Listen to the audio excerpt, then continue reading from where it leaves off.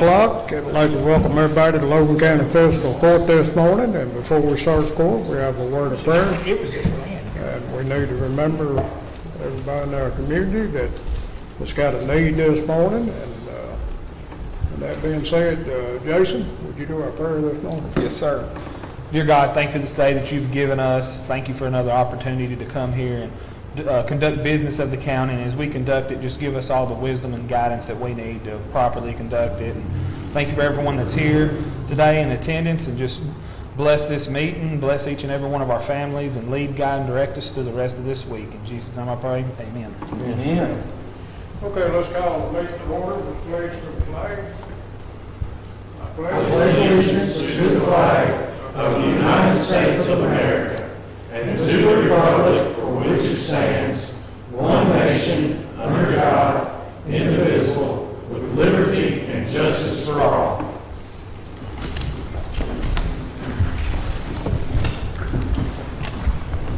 Okay, I guess every one of you noticed that Elizabeth's filling in for Joe today, and glad to have Elizabeth here with us. And before we get started, I need to amend the agenda, and item number 10, to acknowledge that the fiscal court assessed the current level of the sheriff county revenue bond and the tax collection by previous years, and is deemed by the fiscal court that current county revenue bond and surety are adequate for risk. And that'll be item number 10. I need to get that added to the agenda. So moved. Second. Okay, got a motion and a second. Question.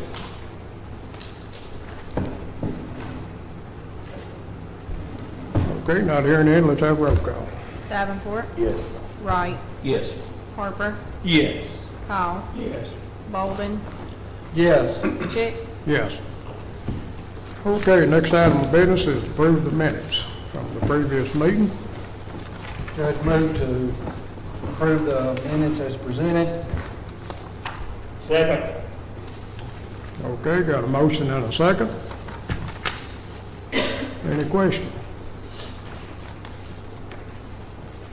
Okay, let's have roll call. Davenport, Yes. Wright, Yes. Harper, Yes. Kyle, Yes. Bolden, Yes. Chick, Yes. Okay, next item of business is an update on broadband projects, and we got Dale Val and his crew here this morning, and also got Alan Gates and his crew. So which one of you want to go first?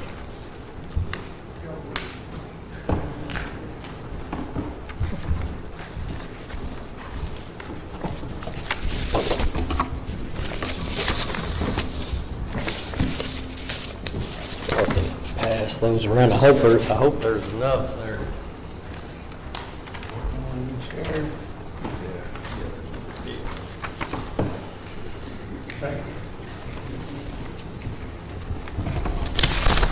Well, appreciate the opportunity to come and talk to the court. Certainly appreciate the partnership we have to serve some Penny-Ryle Electric folks, some much needed broadband. So just to give everybody a little update, on where we are. We have acquired most of the materials. The rest of them have been ordered, and everything from what we're hearing seems to be on schedule, which is tough these days. We're in the process of field work and engineering for the backbone, which is mostly complete. Field work and engineering for fiber to the home beginning. All the permits have been submitted, and planning make-readies and right-of-way in the process of working on those. Just to address the future KIA funding, I think most of the folks in this room understand the contract and agreement that we have. Any funding that we can obtain outside of what this court has given will be given back if we can get this done in a timely manner that suits all of the regulations that go on with this money. But as you know, Penny-Ryle Electric received a grant for close to $14 million in other counties, and it was somewhat restrictive in Logan County just because surprisingly, there wasn't a lot of anything that was considered unserved based on the language of the RFP that was given. At that point was 1 in 10. House Bill 315 has changed that, and that was passed the last go-around that they had.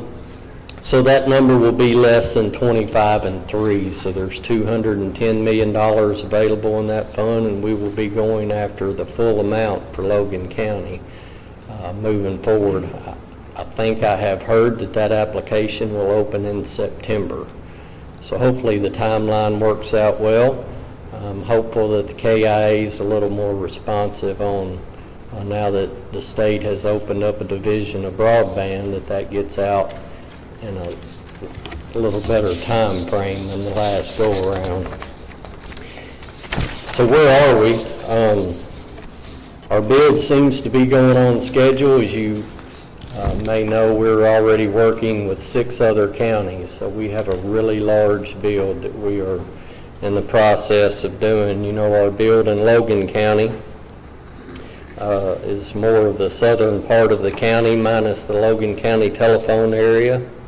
And if you look on there, the map, you can see April 23 for the brown shaded area, May of 2023 for the yellow area, and June of 2023 for the gray shaded areas on the map. And everything seems to be on schedule. I have Richard Shaw with Hopkinsville Electric System and Francis Henderson both here with me today, and I'm going to let Richard talk a little bit about how the sign-ups will work, as people will be signing up through HES Energy Net, and then we'll answer any questions you all have.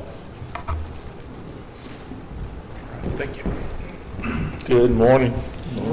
Appreciate the opportunity to be here and speak to you this morning. Like Alan said, project is on track. We're moving forward.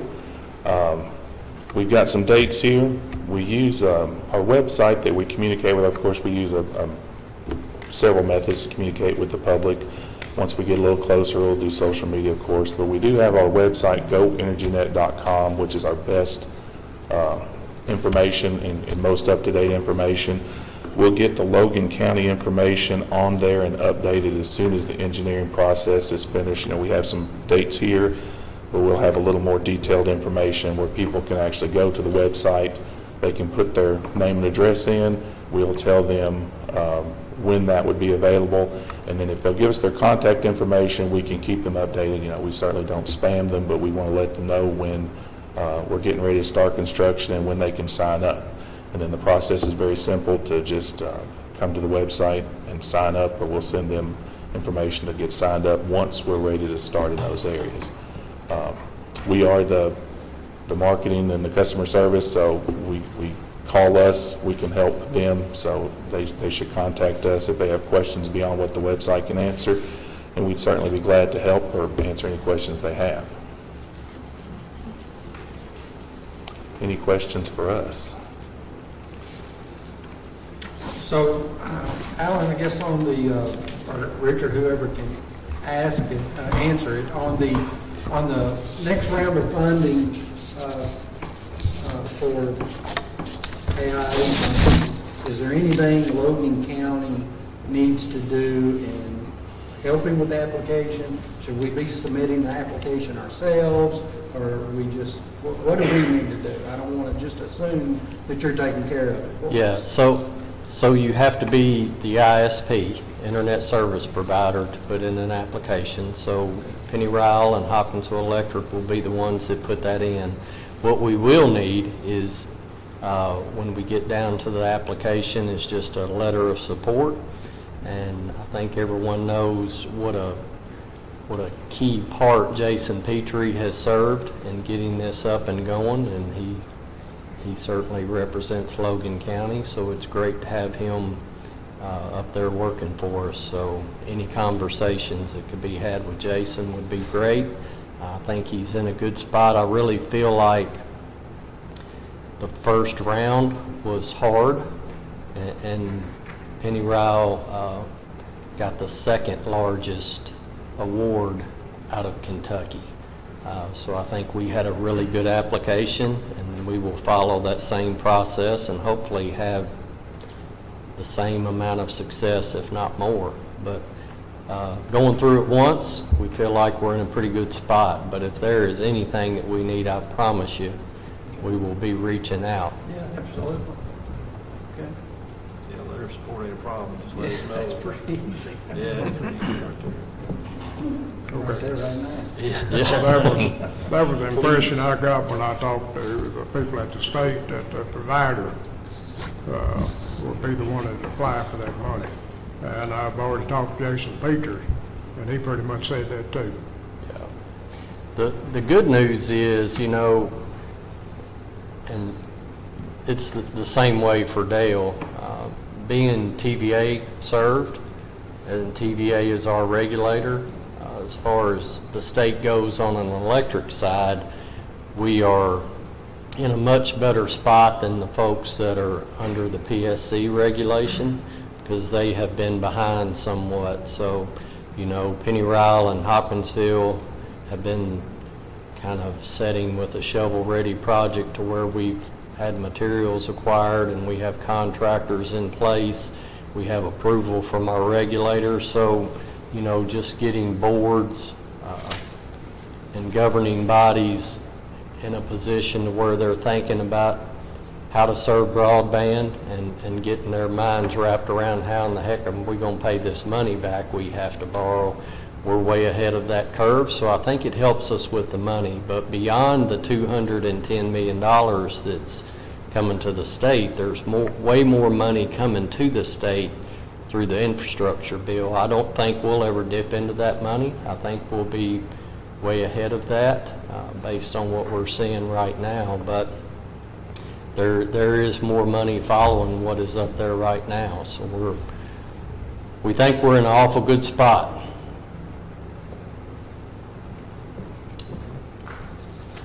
Okay. Anything else?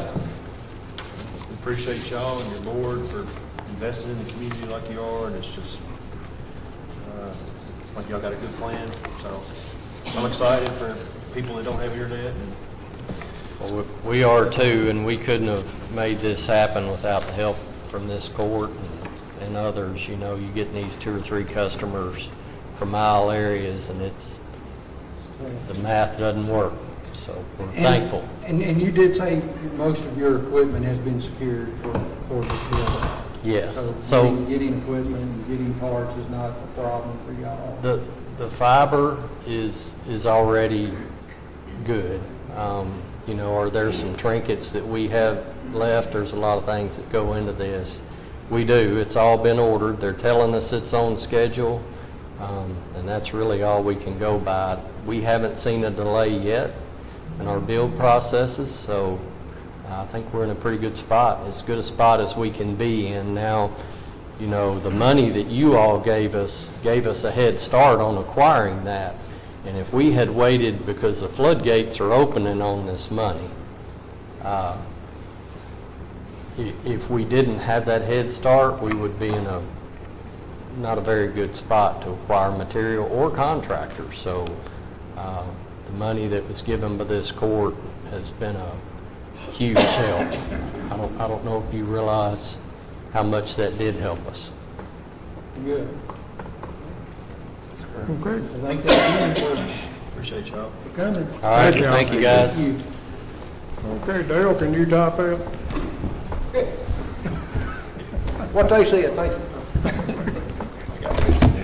Now, Alan gave you all the map of what area they're gonna serve, so we've got the other ones, which will be 6880, going towards Bowling Green up to Logan Telephone's territory and Lewisburg Road, going towards Logan Aluminum, which is where Logan Telephone comes in to serve. So we'll be going up, butting up to them. 6880 route, we've got backbone fiber pulled in, all except for Mud River Church Road. We're waiting splice enclosures to get all that spliced up before we can start hooking any customers up. we've got a cabinet ordered for Stonewall. We've got to put in a cabinet there to serve all of that. Contractors for that job doesn't want to give us any pricing until we get all the materials, because the way fuel is and everything, their price would change if they give us something now. So once we get all the materials for that job, then we will get pricing from the contractors for that. Lewisburg Road area, Devin has been submitting a make-ready to Penny Rowell. We've got some poles there that need to be changed out and stuff, so we're working on that, getting ready to start on the right-of-way on that, cutting the trees and stuff to clear all that out. Once we get all that done and still waiting some materials on that, we'll get that started. We've got most of the fiber for it, but we don't have all the hardware to hang it with. So hopefully we'll have all materials in by the end of the year for both projects. If we can get all that in by the end of the year, get it all in, we're planning on having all of it completed by the end of 2023, and that's having customers hooked up and all. Once we get the backbone put in, then we'll break it up into grids and have people come in, so we're not scattered, just running all back and forth all over both routes trying to hook people up. We'll get everybody in each grid done at a time and move that way. Like I say, none of this would be able to happen if it weren't for the funding that the county offered us. We are, like Penny Rowell and Hopkinsville, we are looking at other funding opportunities, but as Alan mentioned, with so many locations not considered underserved in the county, it's hard to get in that money. We did put in for the grant earlier this year, and of course was denied on that from the NTIA, and that was one of the reasons, I think, because of not enough unserved locations in the county, according to a lot of other counties that put in for it. That's about it. Like I say, we're doing all we can as materials come in. Like I say, hopefully at the end of 2023, we'll have those two areas hooked up, and then we'll start on the other Townsend Road and Stevenson Mill areas at that time. Okay, will you be advertising a website or something where people can go to and sign in? Yes, sir, yeah, once we get it far enough along, get the grids and stuff, we'll put them on there and what dates for that and everything on the website and all, and on Facebook and all, and put it on the radio, newspaper and everything, so people can start coming in, signing up, and we can get started on the installs. And I know people are reaching out to us every day, wanting to know when we're going to get there. Of course, it's just material issues, and a lot of this stuff was ordered. Once we signed the contract, Devin put the order in for about all this material, because we already had it all engineered out, and we're just waiting on it. And I guess, Alan, this is a question for you. Of course, in your area, I get a bill every month. I'm sure everybody else does. When people are able to sign up, will y'all be putting that web page out? Yes, sir. As soon as the engineering process is complete, that will go on Hopkinsville Electric's website, and at that point, people can start signing. Okay. I just want to make sure people are notified. Yes, sir. And we plan to do quite a bit of advertising, ourselves. We just don't want, the timing on that needs to be correct with our schedule. Okay. I was going to ask both of y'all, and y'all may have told us this before, do y'all have an anticipation of how many new customers y'all think this would bring to each of y'all? Did y'all ever do that analysis? We do. I don't have that number off the top of my head.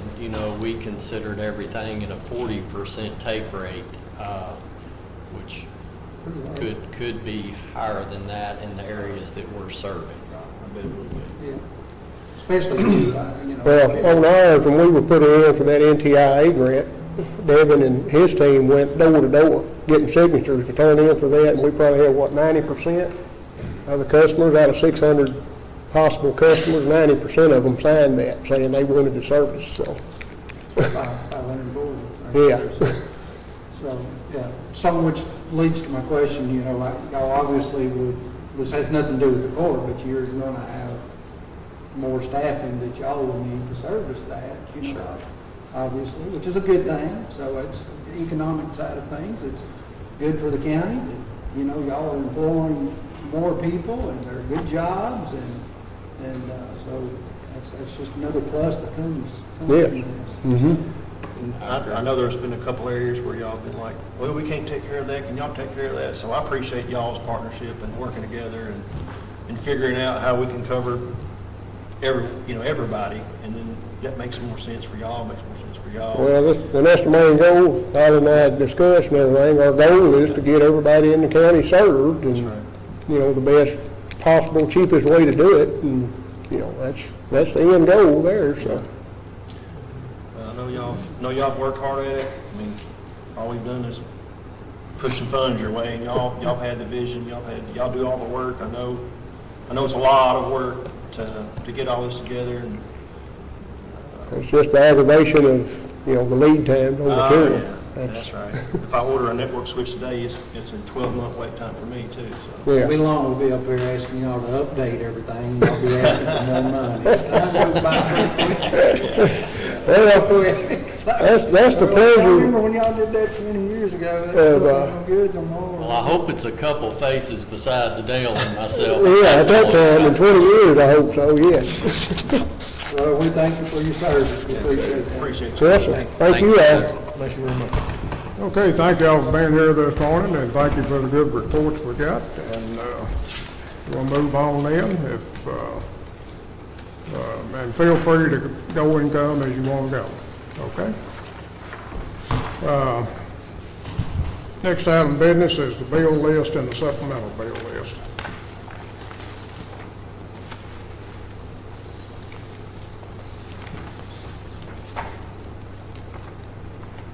Is it Browning Road or State Road or County Road? State County Road. Browning Road, County Road. One of your constituents is asking that. One of your constituents is asking that. Hey, Judge, on the bill list, it reminded me on, you know, paying the guy that's mowing the new courthouse. Can we work with him and make sure that he has access to the fenced-in area that's got I think it's locked all the time? There's a Where the fence. van goes in and out or whatever, Yeah. where it's real high. Well, no, it's like in the back where it's really high. In the back where like they go in the back. You talking about where the judges park? Yeah. The judges go in and stuff. Let me, Or talk- anywhere that's fenced in that he can't get to. Maybe you could reach out to him and. Is there grass in there to mow? Yeah, It's got pretty high. it's about knee high. Oh, I thought it was all asphalt. You know what I'm talking about, Elizabeth? She ain't.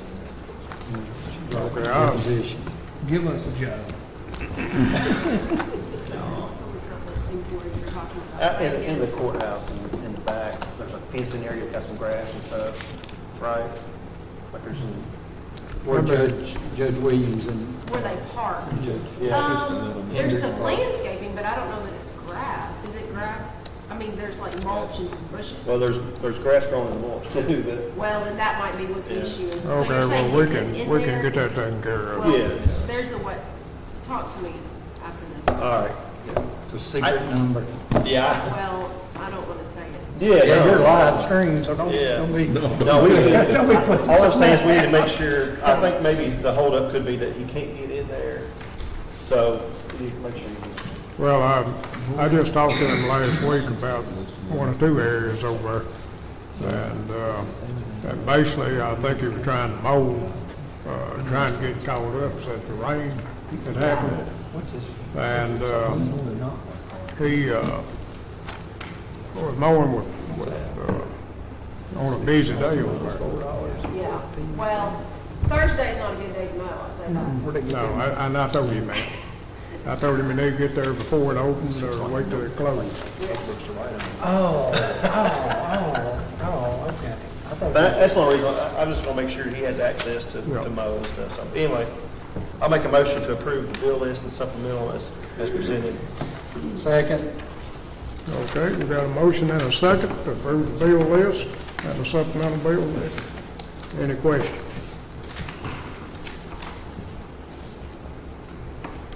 Okay, let's have roll call. Davenport, Yes. Wright, Yes. Harper, Yes. Powell, Yes. Bolden, Yes. Chick, Yes. Okay, Amanda, treasurer report. Take that stack with you. She probably wanted to go stack. Good morning, Court. Good morning. So the first thing that I have for you this morning is a budget amendment. It's ordinance number 02222-03, amendment number 1. This is to amend in unrealized receipts from the Commonwealth of Kentucky. It will increase revenue code in the road fund 024514 transportation cabinet by $40,600. General fund revenue code 014727 reimbursement by $7,500. General fund revenue code 014727 reimbursement by $183,923, which will in turn increase expenditure code in the general fund 015015548, USPCA AKC Reunite K-9 grant by $7,500. General fund revenue code 015015106 school resource officer salaries by $177,863. It'll also increase revenue code, expenditure code 015015481 sheriff's uniforms by $6,060. And road fund expenditure code 026105311C Jackie Dukes Road slide repair by $40,600. So the total budget amendment we will have first reading on will be $232,023. Okay, y'all heard the amendment. Motion to approve. Second. Okay, got a motion and a second. Any question?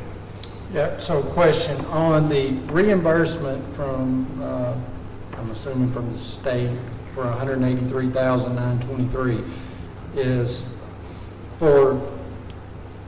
that for our portion of the school resource officers, or we still get the 60% from We still the get this, schools? yes. Okay, so Yes. this is a reimbursement that the state is giving to the counties. It's actually not state funds. The budget amendment will only let you put from the Commonwealth of Kentucky. The $183,000 is actually from the Logan County Board of Education. So that was my question.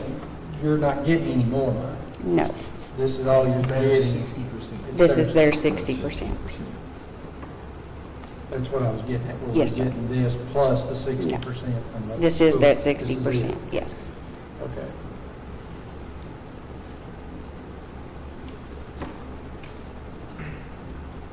Okay, any other questions?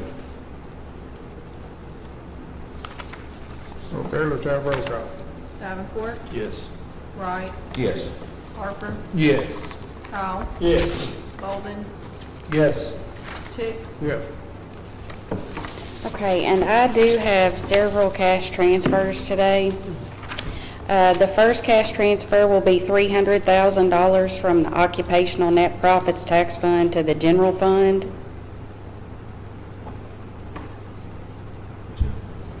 I didn't hear you. Say it again. $300,000 from the Occupational Net Profits Tax Fund to the General Fund. You need to transfer it. Yes, sir. I make a motion. Second. Okay, got a motion and second. Now, is there any question?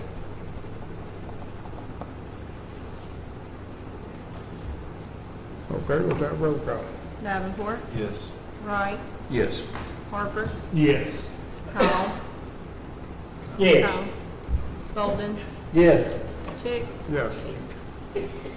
We need to transfer $200,000 from the Occupational Net Profits Tax Fund to the Jail Fund. So moved. Second. Okay, we got a motion and second. Question? Okay, let's have roll call. Davenport, Yes. Wright, Yes. Harper, Yes. Powell, Yes. Bolden, Yes. Chick, Yes. We need to transfer $20,000 from the occupational net profits tax fund to the 911 fund. So moved. Second. Okay, got a motion second for questions? Okay, let's have roll call. Davenport, Yes. Wright, Yes. Harper, Yes. Powell, Yes. Bolden, Yes. Chick, Yes. We need to transfer $250,000 from the occupational net profits tax fund to the Parks and Rec fund. Motion to approve. Second. Got a motion second? Question? How did you support that? Okay, let's have roll call. Davenport, Yes. Wright, Yes. Harper, Yes. Powell, Yes. Bolden, Yes. Chick, Yes. And we need to transfer $150 from the occupational net profits tax fund to the special reserve fund. So moved. Second. Okay, got a motion second. Now, is there any questions? Glad to see the special reserve to get a little bit. Okay, let's have roll call. Davenport, Yes. Wright, Yes. Harper, Yes. Powell, Yes. Bolden, Yes. Chick, Yes. That's $770K. That's all I have for you this morning. Are all those Where are you scheduled, doing all that money? all those scheduled trips? They are. Okay, good. They are. No surprises. No surprise. All right. Okay, thank you, man. Road work request, Tyler. $1 million in there before you knew it. I wanted half of that today, but I didn't. Tyler, road work request. Oh, I'm sorry. Half of what? District 1, continue maintenance. What are you gonna do with I was it? looking through these 4 pages, y'all are on top of it, I appreciate it, thank you. District 3, continue maintenance. Appreciate all the hard work. District 4, I had 12 pages of work. They got a bunch done. At She the, got all my mowing, right? hey, at the end of Mount Pleasant Road on the 107 side, there's a hole about that big that's come up. I don't know, I said something to Kelly about it, but I'm not sure if it ever got. Just check on that, and then on C. Thomason, when you go down the hill past the bridge on the right, that the road's starting to come off there a little bit. But everything else is good. Keep up the hard work and just keep rocking and rolling on the mowing. Appreciate it. District 5, everything's good, thanks, continue. District 6, continue maintenance, everything's good. How's the Momax doing? We ain't got it yet. Oh, it's not here. It should be here last hour, it may be here next Friday, maybe. If it's some part, air conditioner part or something, yeah. No air on that thing? We don't keep it hot in there. In December, maybe not. No, we don't get into this. Okay, y'all heard the road work request. Do we have any questions, or do we have a motion to approve? I make a motion to approve. Have a second. Second. Okay, any questions? I would like to see the road department be able to have a cut saw to cut these roads where they put the tile in. I know they've got to afford a cut and they have to always go to rent one, so maybe in the future we can budget for that when it comes around. I think they're like $2,000 or something. The handheld one when you push. Just a handheld. We've got a small one out there already, a handheld. But I don't know. Just whatever, because it's ugly when you just dig through the That road. might be something that the next court needs to consider. We're on a budget restraint this year, with it being election year, and that mower max is pretty much gonna put us pretty close to our limit. We've been buying that thing for 2 years now, though. The other, we're just now paying for it. No. That's like the last ambulance we got, we waited a year and a half for that chassis. All right. We did have a second on that motion, didn't we? Yeah. Okay, let's have a roll call. Davenport, Yes. Wright, Yes. Harper, Yes. Cowell, Yes. Bolden, Yes. Chick, Yes. Makes it official, Mary.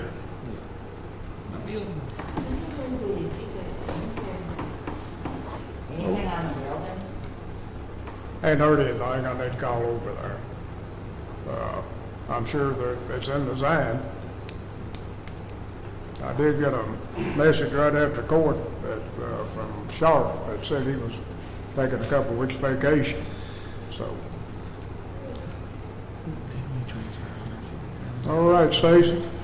I don't need anything unless y'all just want to update on what's going on down there. Okay. You want to update? Sure. All right, so we got through our first delinquent. Well, walk up there and work. You'll have to come up there. I don't want to go up there. Everybody's got a bill to see you. Okay. So we did our first, they did my first delinquent tax bill sale, and that was successful. Everything went really well with that, and everything reconciled, so that was exciting. I had a meeting in Lexington. That was my first meeting. That was exciting. We do have something that's going to be coming up. It's not anything we need to worry about right now or talk about right now, but we are going to have to pull back all the e-poll books where you go to the election and you're showing your ID to get checked in. All of those are going to have to go back to the State Board of Elections, and we are going to be required to get new ones by the primary. So that'll be something on the horizon. Security cameras, I'm going to be working with Scott. We've got a meeting at 2:30 to get security cameras down there at the Baptist building to make sure that when those machines are impounded, they're covered. Let's see what else is going on. I'm working on, let me think. Oh, of course, the tax rates. We're getting all those in. Everybody's getting those to us. We should have the schools, I believe, their meeting is August 30th. I should have theirs by August 31st. Been working with Guts. Trying to think if there's anything else exciting happening. A lot. There's a lot going on down there. A lot. So just thank y'all. No, not bored. No, not bored. I love it. It's a lot. I'm enjoying it very much. Do y'all have any questions for me? Okay. Thank you for the If I report. can do anything, let me know. Y'all holler at me. Thank you. Steve, you got anything at this time? Okay. All right, Jail, I've got one promotion here that I need to pass around.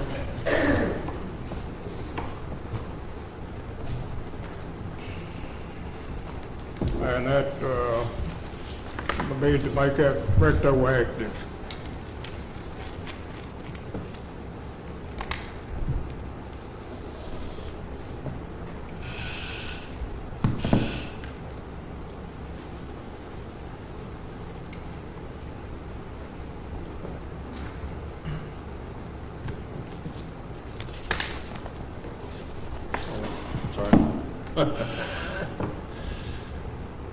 You thought you read.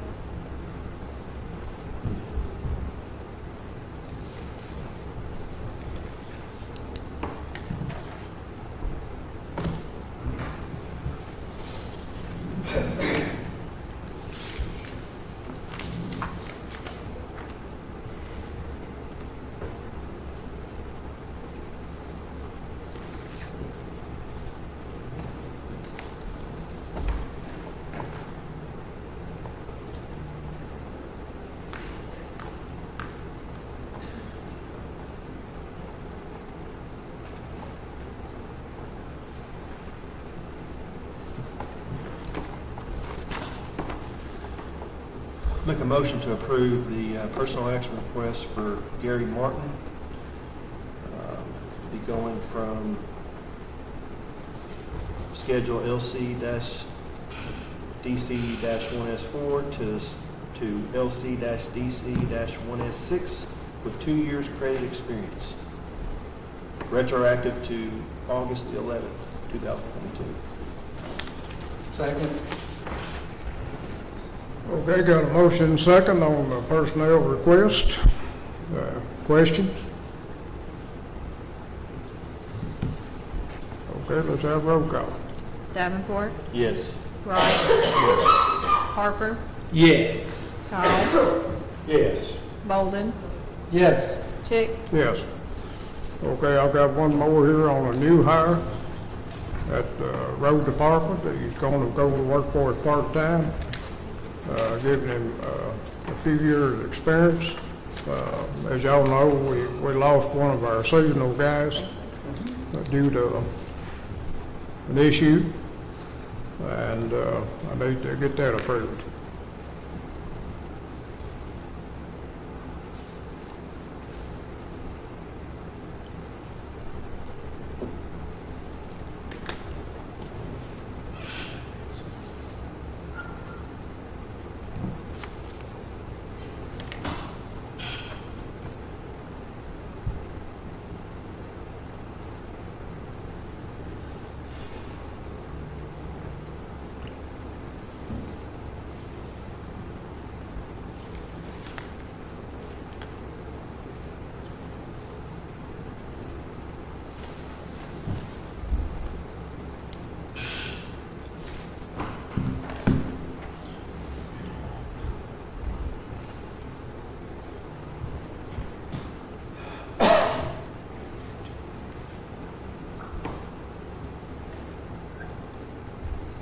And I got him scheduled to start tomorrow if we approve this.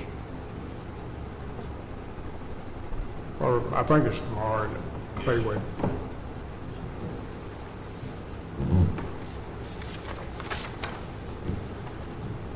Make a motion to approve the personal action request for Donald Ray Miller for part-time position, base schedule LC-RD-1, 10 years of credit experience, effective date August 24, 2022. Second. thank you. Okay, got a motion second on that personnel request. Any questions? Yeah, I'm just wondering, because I didn't catch it, you said it's part-time, why do they need somebody part-time? Well, we got a part-time or seasonal position open at this time, and looks like there's a possibility we could have a full-time opening about the 1st of November. And so he's agreed to accept this and maybe move forward if a full-time job does happen to open up. Did somebody second that? Okay, let's have roll call. Davenport, Yes. Wright, Yes. Harper, Yes. Powell, Yes. Bolden, Yes. Chick, Yes. Okay, department head agenda.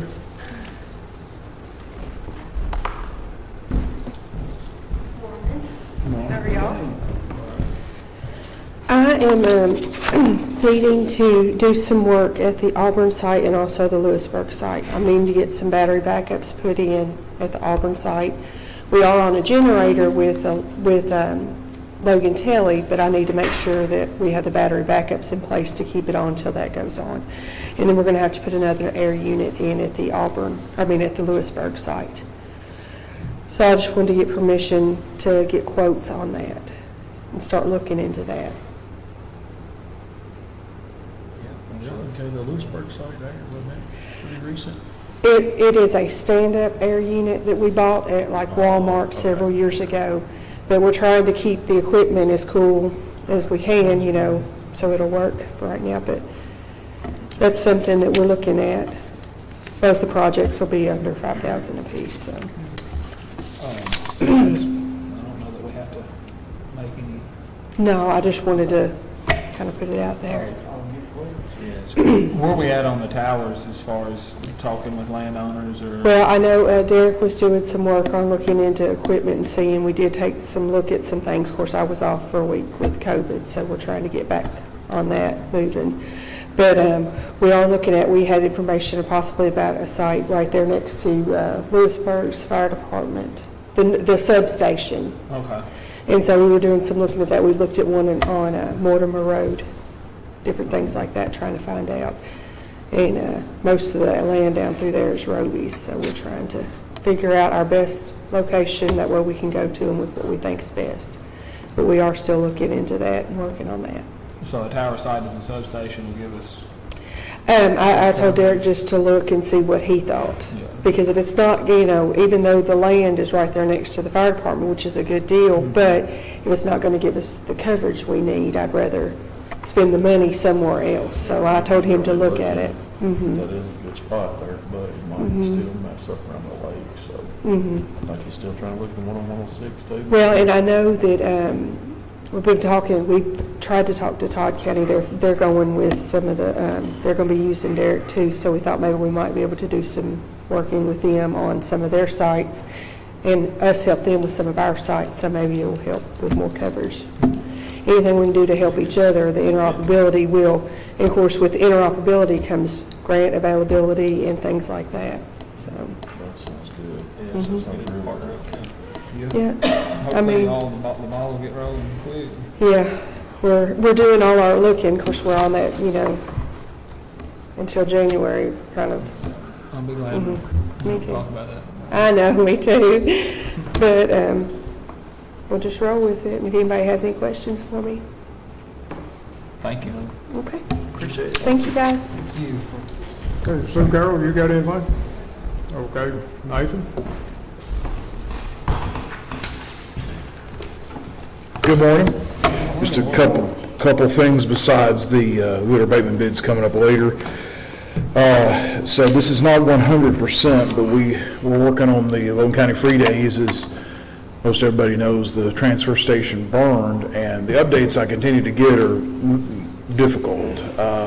They think it could be some weeks away before the actual structure there is ready to receive trash. And so we've been talking with the new manager out there. His name is Sam. I've invited him to court to come and share, but they're working on, they believe, and again, not 100%, but they're believing by this Saturday, which would be a free dump day, that they'll have roll-off boxes out at Apex that folks can bring their trash to for free day. So What's Sam's last name? Upperman. So he made Keith's spot? He did. Okay. He did. Yeah. I just think we need to have a conversation, that, this has been shut down on 2 different occasions here recently, and we just need to have a backup plan. There's a lot of, I've had several phone calls from contractors not able to take their trash, and, they're under contract to provide that service, and they're not doing it. And, and I know it's difficult, I'm not fussing at them, but we're caught in a situation that we don't have a backup plan, and that's not acceptable. They need to offer, a different location, they need to offer dump boxes, they need to do something that people of Logan County has a place to take their trash, and including the free dump days. So in our contract, We have a lot, I don't mean to interrupt, I'm Yeah. finished. I've had a lot of residents call me about the free dump day thing, and that's too. good. That is the purpose of that, to keep people throwing trash in their backyard, burning their trash, doing something stupid with it. And, I know I've had 8 or 10 phone calls, and they just need to have a backup plan Well, going forward. that's what's gonna happen, they're gonna start throwing it out the road. Yeah, absolutely. It's, I'm going to speak to Ty, who's still the manager out there today, and I'll definitely relay those concerns again to him about that, to get that open back, at least at some capacity through the week, so that people can bring material. yeah, well, so we go to Clarksville Moldering for our business, and that's okay. I'm not, Good message. it honestly doesn't really affect our business just because of, let's just say economics. I can go to other places and it's the same for me, or not, or probably even cheaper. But It's really the residents and, contractors who, have a dump trailer, on a construction site, and not a dumpster. Dumpsters are hard to get now, so people are hauling their own trash. Well, guess what? When you can't get a dumpster and you can't take it to the transfer station, guess what they're doing with it? Burning it. My Guaranteed. question is, in their contract, do they offer the free dump day because they're contracted to with us, or is it Yes. just a service that they It's offer? in the contract. It's in the contract, the 3 days are there, yeah. And even the hours that they're supposed to do it, the half a day, so. Yeah, I know the people depend My next door neighbor's been holding stuff for a month, Yeah, it's been rough. It's been rough. I'm gonna keep working on When it. they're in the transfer business, that there is a reasonable solution, just nobody's pressuring them to do it. Mhm. And they need to be pressured that they need to do this, find an alternate means. And it's gonna be heavy when they make that announcement. A couple 40-yard dumpsters ain't gonna do it. What was that guy's name? Sam Upper. And I feel for them, and I want to work with them to find a reasonable solution. But when they don't have a transfer station open, when they make an announcement, 3 dump days back going, it's going to be a lot. For sure. But you said you thought they had something worked out for this coming Saturday. That's what they're telling me. It's not 100%, but that's what Ty is supposed to have. And we're supposed to talk about that today, and I'll make sure to announce it to everybody if it's something, especially if it's something different. So, but it should be this weekend. That's what they're telling me.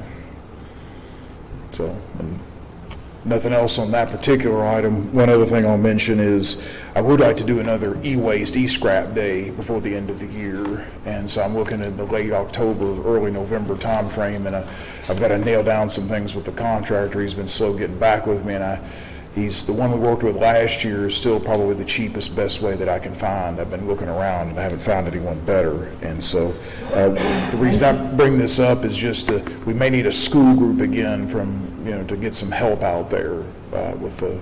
Nathan, didn't we have somebody come to court that was local?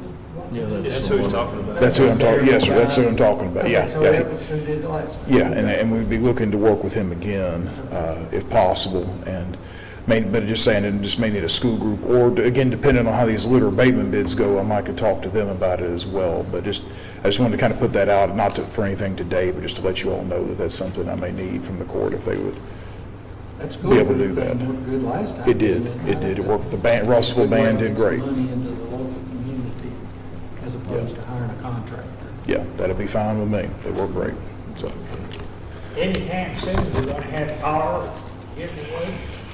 So, I got it. again, labor is going to be an issue.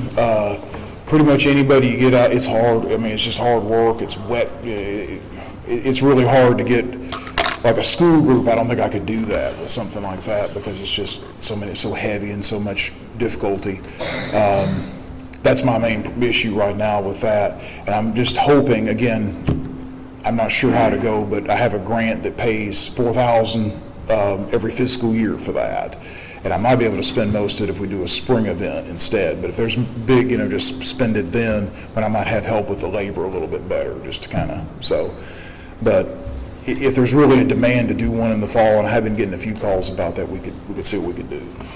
So, Nathan, I'm going to make a comment. You've heard this comment before. Mm-hmm. The business model of how we deal with tires is really stupid, okay?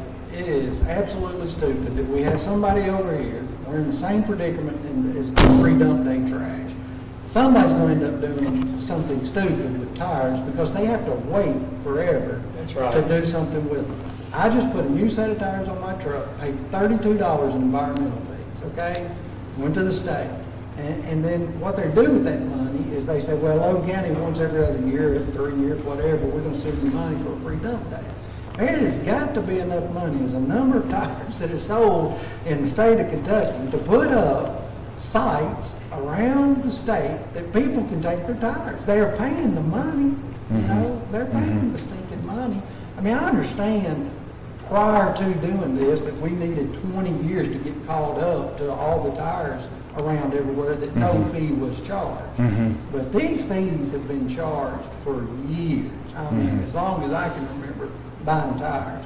They need to do a different business model where there's regional places, put one in Bowling Green, put one in Hopkinsville, put one here. People will drive, Mr. Powell drive to Bowling Green, drop his tires off and chip them up, and we ain't gotta wait and beg for somebody to send some money so we can have free dump day. Make it a business, you know. You're getting the money for it, or quit charging us the money for it and we take the tires ourselves. But that's just, you need to be talking to people up there at the state. I mean, that is crazy what they're doing. And nobody wants to do it because everybody has their job and this is how it rolls, and they need to get rid of that part and do that tire amnesty thing totally different. They can take that money and turn that into a business model. It creates jobs and it's permanent. We're not going to stop using tires anytime in the foreseeable future. Right. Fair enough. Electric car got a rubber tire on it, don't it, you know? So it's just crazy that we're going to just keep on doing this in 2022 and beyond. I got a question on the tire thing. Yeah. I know the last time you done it, you allowed so many semi-tires. Are we ever going to start taking farm implement tires? Because Unfortunately, they're very expensive to take, and so we pretty well take those at every 3-year tire amnesty, but it's really hard to take them because if I take just even a few of them, it pretty much spends my grant money. Unless the county wanted to spend extra. Farmers, you can't keep tractor tires stuck in a barn for 5 to 10 years. Their farmers want to do something with it. Yeah. And that's the reason this model doesn't work. Because you can't do nothing with your tires. Even my semi-tires, I took what I could, and I still got something left over. So, I mean, again. It should be a place that charges you money, you know. I would haul them somewhere, someone would take it and grind them up and use them for whatever. I mean, I would take them somewhere, but there's nowhere that'll take them. The fee is already there. Like I said, I paid $32 for 4 tires. I mean, so that tells me that that's what it costs to properly transfer and dispose of 4 20-inch tires, $32. You know, I mean, so if the state can do it for $32, I think the public sector could do it for that or less, and, Pratt's, who did my tires, they got a service that comes by and picks it up, chips them up, hauls them off, and so he got a tractor tire, hauls it up there, and they chip it up and they haul it off. I mean, that is crazy what we're doing. And that's a lot of money. It's a lot of money. I'm sorry. I'm my soapbox for today. Anything else? All right. Thank you so much. What started this subject? Okay, Ray. I couldn't see you, Ray. Sit there. I was thinking you was there. Morning, Court. Good morning.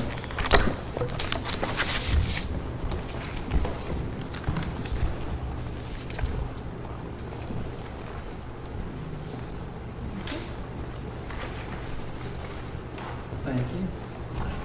I'm sorry. Alrighty. It's good to be back here this morning. It's been a couple months since I've been here, since my family had a new addition back in June. So, Congratulations. Thank you. What you had? Boy. Right. 3 boys now, Keep so me up at full night. house. Keep me up at night. Yeah, all day. So these are the numbers for July. The beginning shelter count was 128 animals. That includes 69 dogs and 59 cats. For the month of July, we had a total intake of 96 animals. So it was 44 dogs and 52 cats. Included in that intake were 6 ACO pickups, 2 dogs and 4 cats, 59 total citizen drop-offs, which was 24 dogs and 35 cats, and then 8 abandoned animals, all dogs. We had 22 owner surrenders in addition to that, 9 dogs and 13 cats, and then we had 1 return. Our live release rate for the month of July was 89.39%. Shelter adoptions for July was 43, 23 dogs and 20 cats. 23 cats were also sent to rescue. Our euthanasia figures for animals that could not be rehabilitated was 5 dogs and 2 cats. And then we had 7 lost animals that were reclaimed by their owners, all dogs, making us have an ending shelter count of 155 animals, 78 dogs, and 77 cats. Have any questions on those numbers?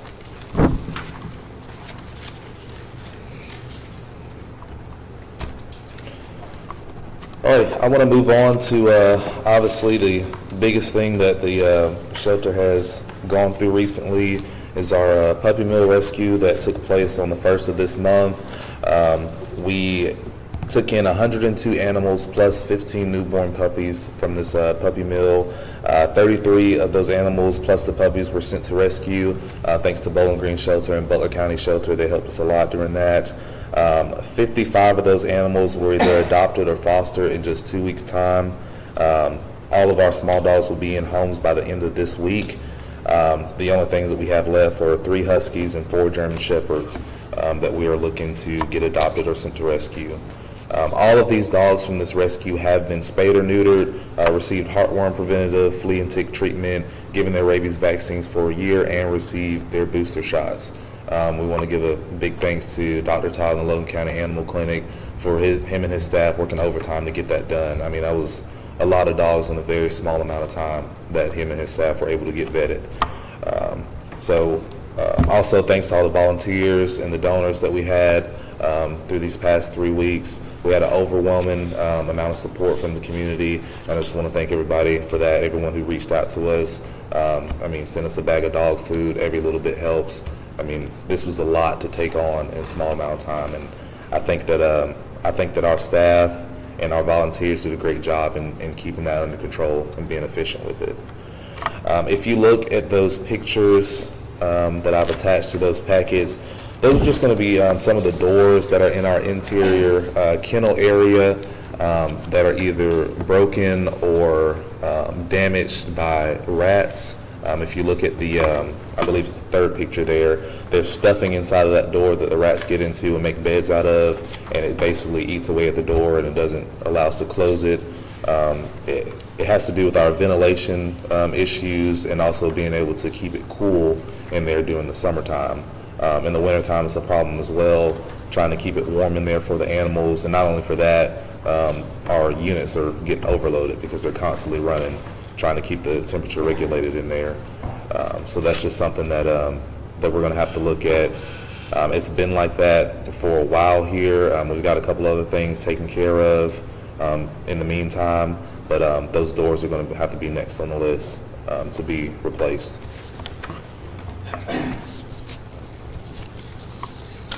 Any questions on those pictures or the puppy mill? I think what you need to do is get a contractor to come look and give you an estimate to see about where it would be. Okay. And get back with me, and we'll either have to put it out for quotes or out for a bid. Okay. Okay? We'll do.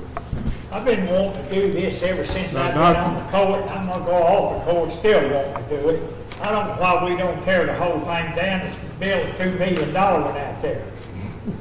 And I'm serious. That'd be nice. You'll have even better adoption. I think it's terrible. We got money in the county and then have it looking at that. Y'all been not glad you won't. I'm with you except for the $2 million. Yeah. $3 billion, that's what it's You're going the wrong way. I was going south, not north. The better that looks. I know we got a good adoption rate here. I see it for last month.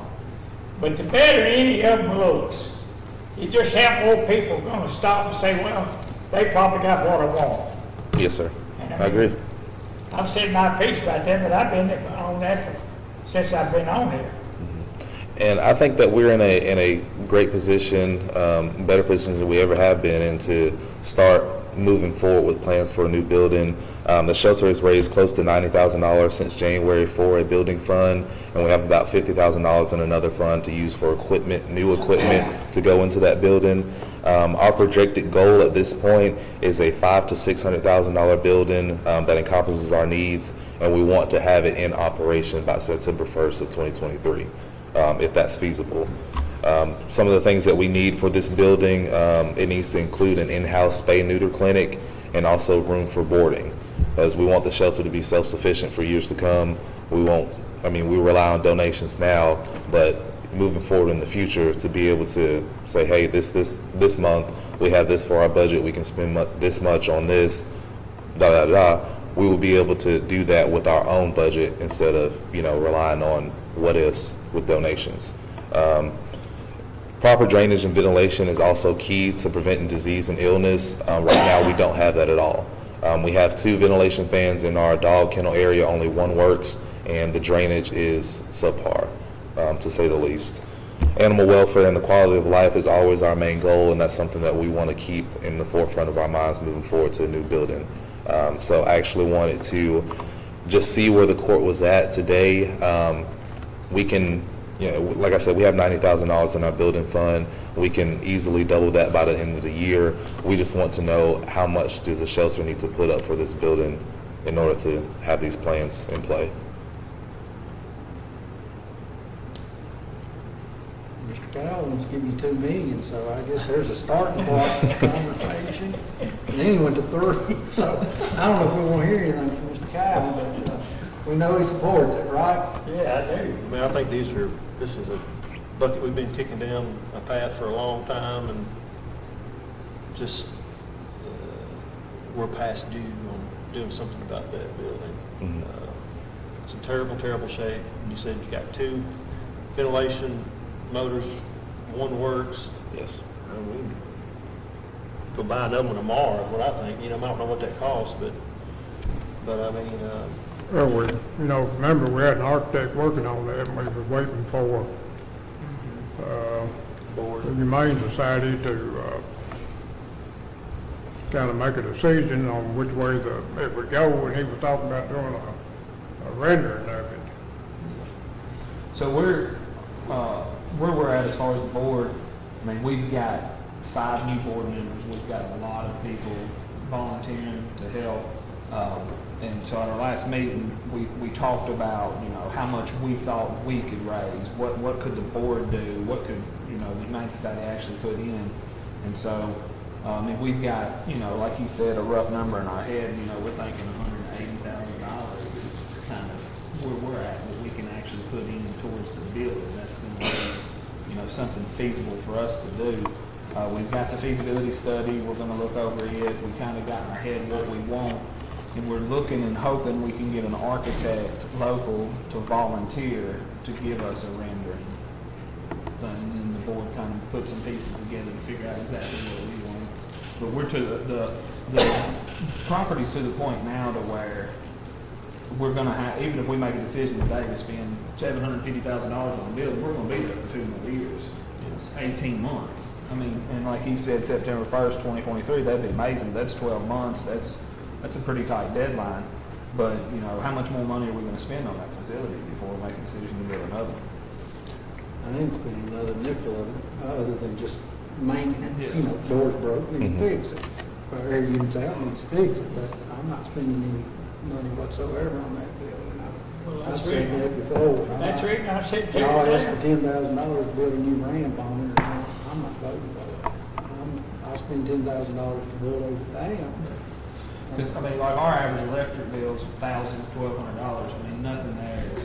Are you going back in the same spot? Is that your? Well, on there's 3 different places where it could go. Is what we At that same location? At that same location. That's like, I didn't know hands are y'all- tied as far as, unless somebody wants to donate us some land or something, or donate the county, because it'll have to be the county's land and the county's building.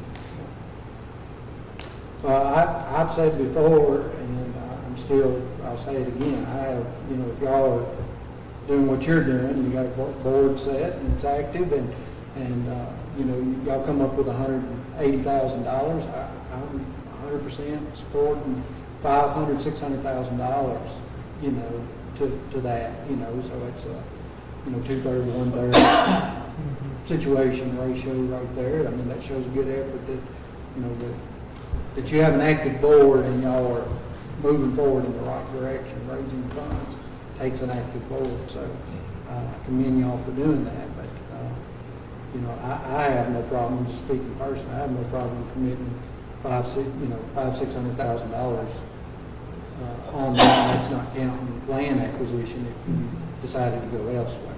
You know, if you thought somewhere else was better for you. And I'm not saying, the only thing I see is a little bit of a problem with that spot there now is, you know, it seems like we've always had a drainage perk problem. You know, and is there any way to tap on the sewer there? No, the sewer stops before the cemetery, I mean, because the railroad track, you know, that's been the issue. Then it's up there by the extension office, the other closest tap, somewhere up around there. I mean, what would it cost to run sewer down, what's that, 150 yards? Oh, probably 1,000 foot. I mean, it stops before the cemetery, on Peyton Street or whatever, Morgantown Road, whatever you call it. Put in one of those pumps like you got in schools, that pumps it over to it. Yeah, you got to go under the railroad track, I don't know what that entails. Oh, yeah. You go in the wrong way, cemeteries out there. Yeah. You can go on the railroad track, are you? Yeah. Yeah, the main society, the railroad track, Hanson Cemetery. Okay, so you got, Yeah. you got a bore underneath there. Yeah, that will take the act of Congress to get something on the road. And that's something else we gotta have a tank pumped out of town. Road department out there is on septic tanks. Yeah, road department's on septic. But yeah, I mean, the board will work as hard as we can between, you know, the next meeting or two, and we'll come up with our solid number, and we'll get our game plan, and we'll just be relying on the county to make a decision on what they wanna do and when they wanna do it. Well, like I said, we've been kicking this can down the road for forever. That's what I said. It's time to do something about it and not just talk about it, you know, I'm ready to, we should have done this years ago, so. But like you said, it's gonna be a couple of years before, if you said today, you know, we're gonna do it. So we've gotta keep the building up to a certain par to keep being humane to the animals. Yes. So we're gonna have to spend some money, unfortunately, on it, but nothing to upgrade or nothing like that, you know, just to keep it. Just fix what's broke. Fix what's broke, keep it humane for the animals. So on these little projects like this, I mean, Ray just needs to get with the judge and Yeah, give him a list of stuff that we have to have done. yeah. Does that help? It does. Y'all have anything else? Thank you. Thank you. Thank you, Ray. Appreciate it.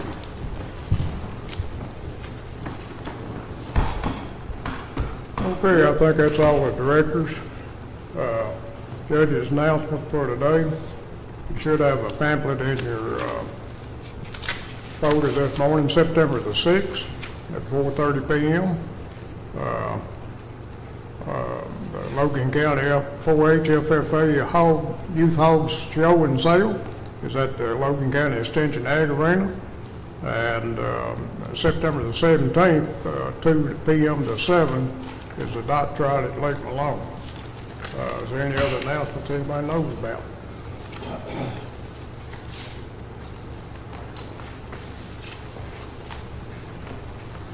At hog show and sale, there were several people at it last year. It was a good event.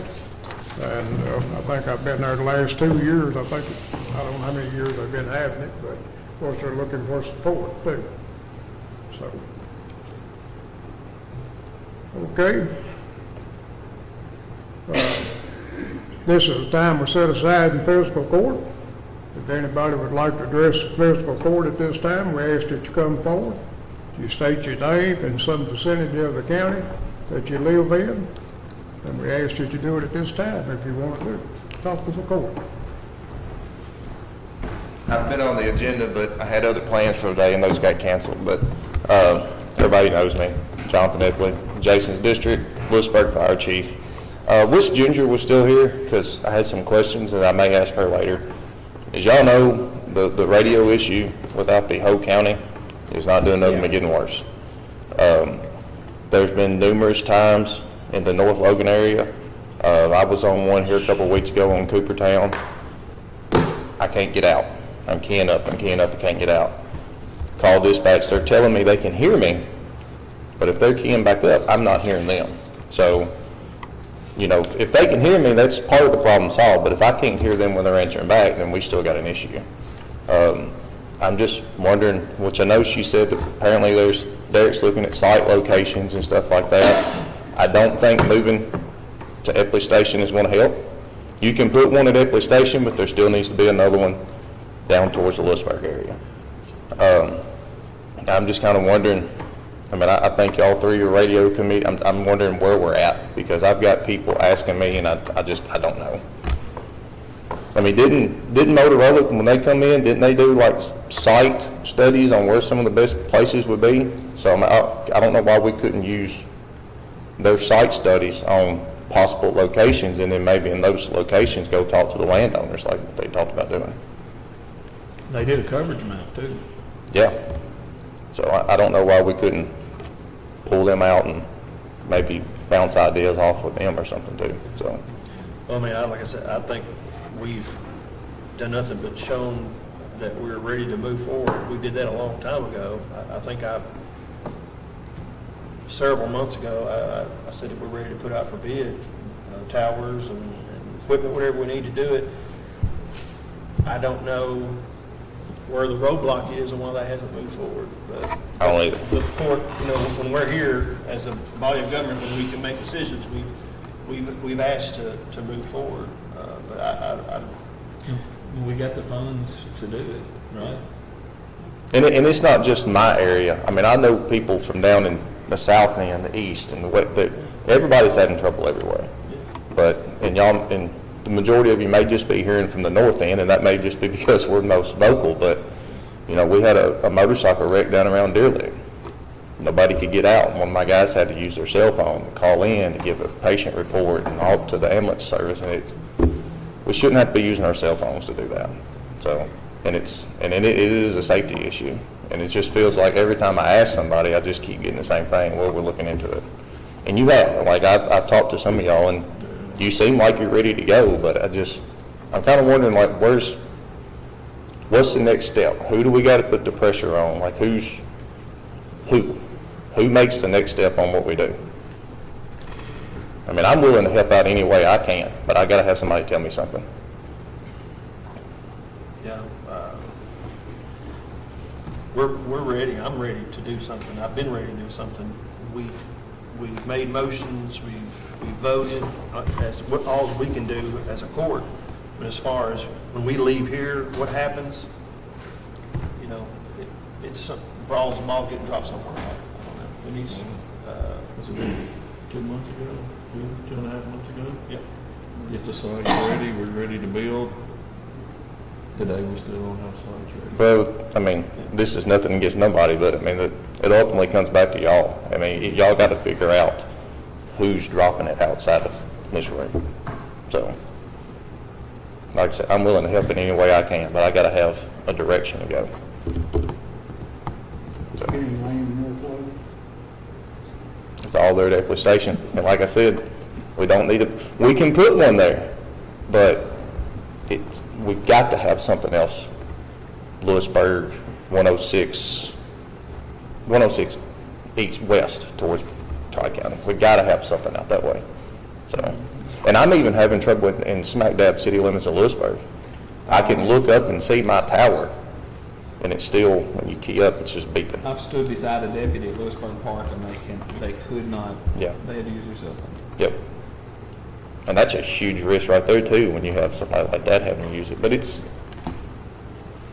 the system's been an issue ever since I've been a part of the fire department, and we all know where that stemmed from, and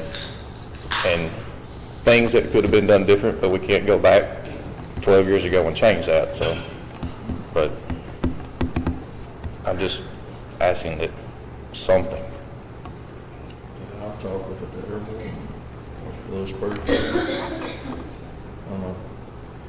If I was that entity, I'd put a trunking deal in their car, where they have a repeater in their car, where their radio goes to their car and then trunks it back in a Darrell in Lewisburg. And who pays for that? I'm not paying. I mean, my department's not paying to do that because it's.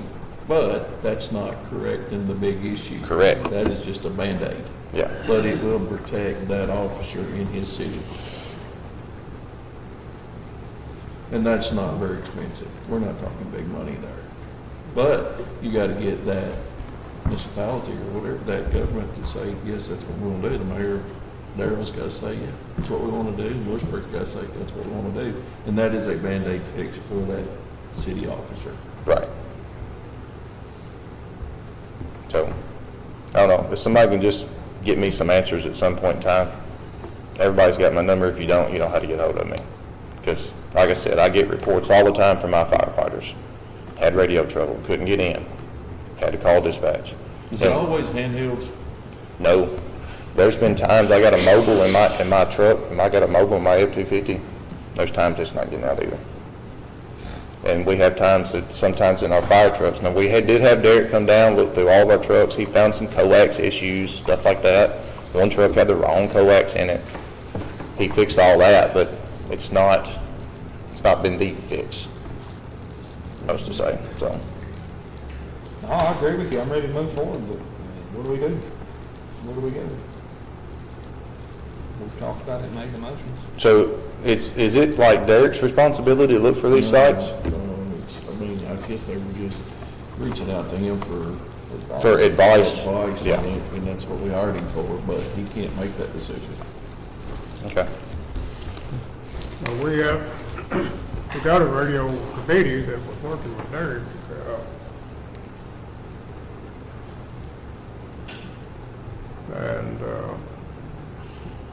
And Derek, I've talked to Derek 2 or 3 times about the locations, and he keeps hoping he'll find something a little bit better, is what he's saying.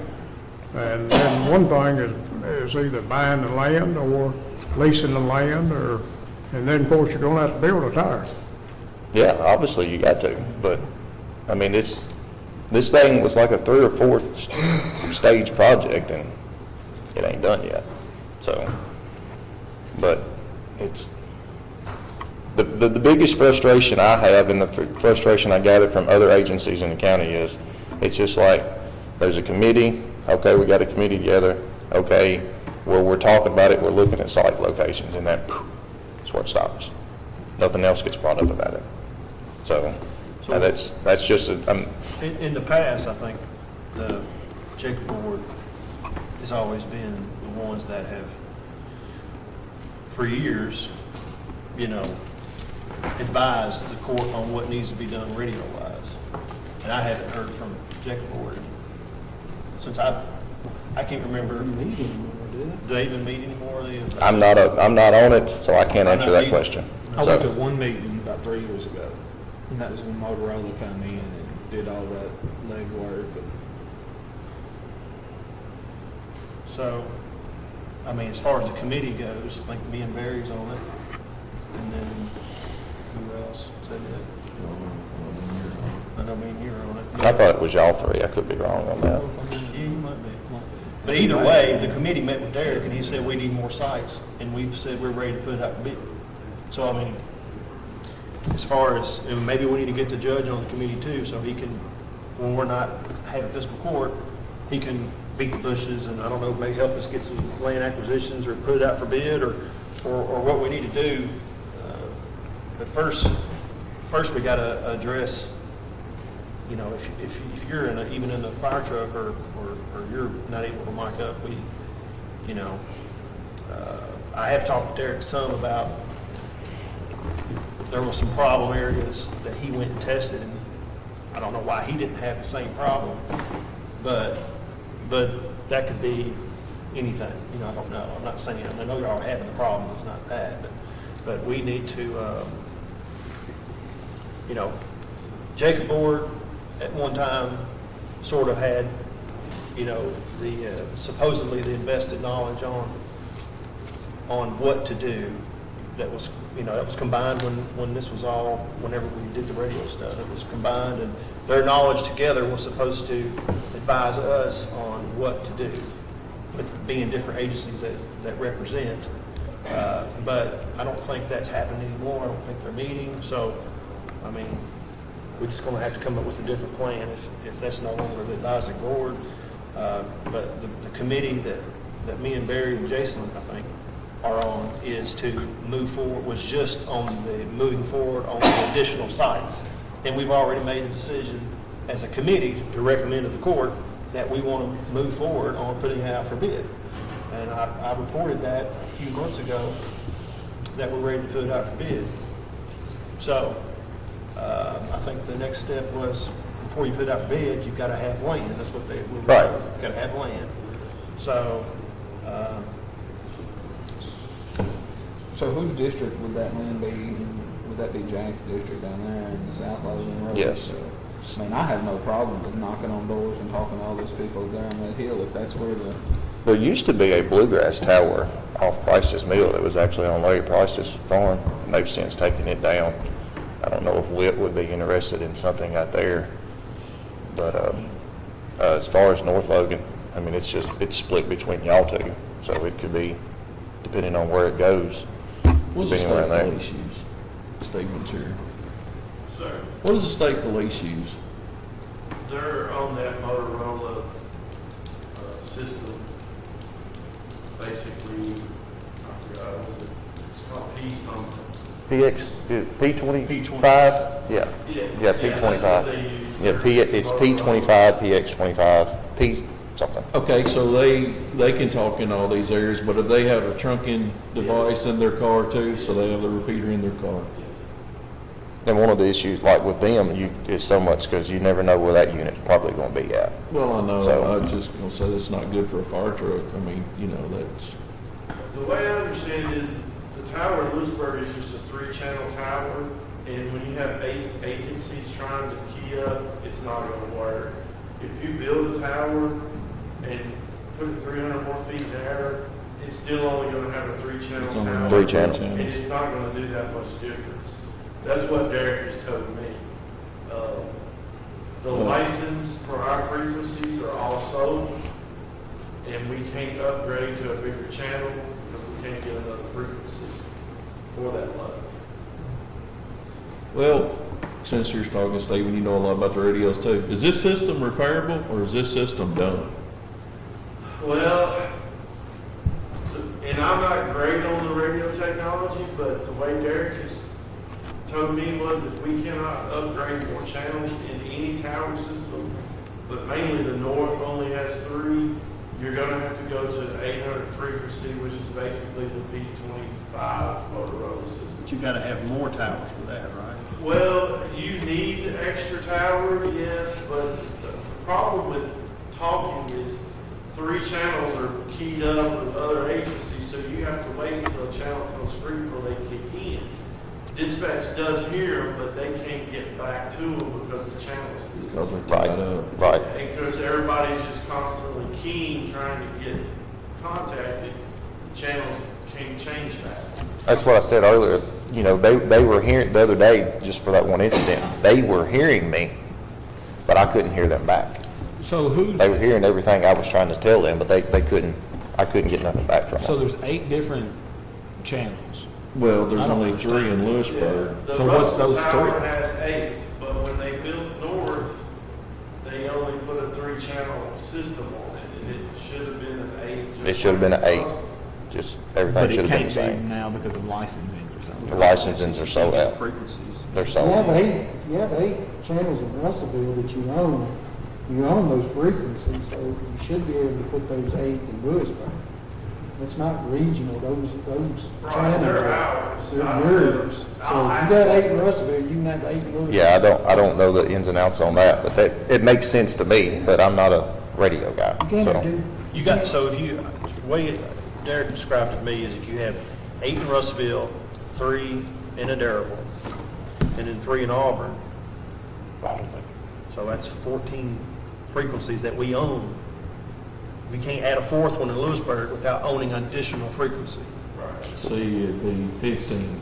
it's not the same, It's not, evidently it's not the same. Every channel you have, no matter where it's at, we have to own them each separately. So we own 8 here, we own, so the 8 that are owned in Russellville aren't, 3 of those aren't the same as the 8 that are in No. Russellville.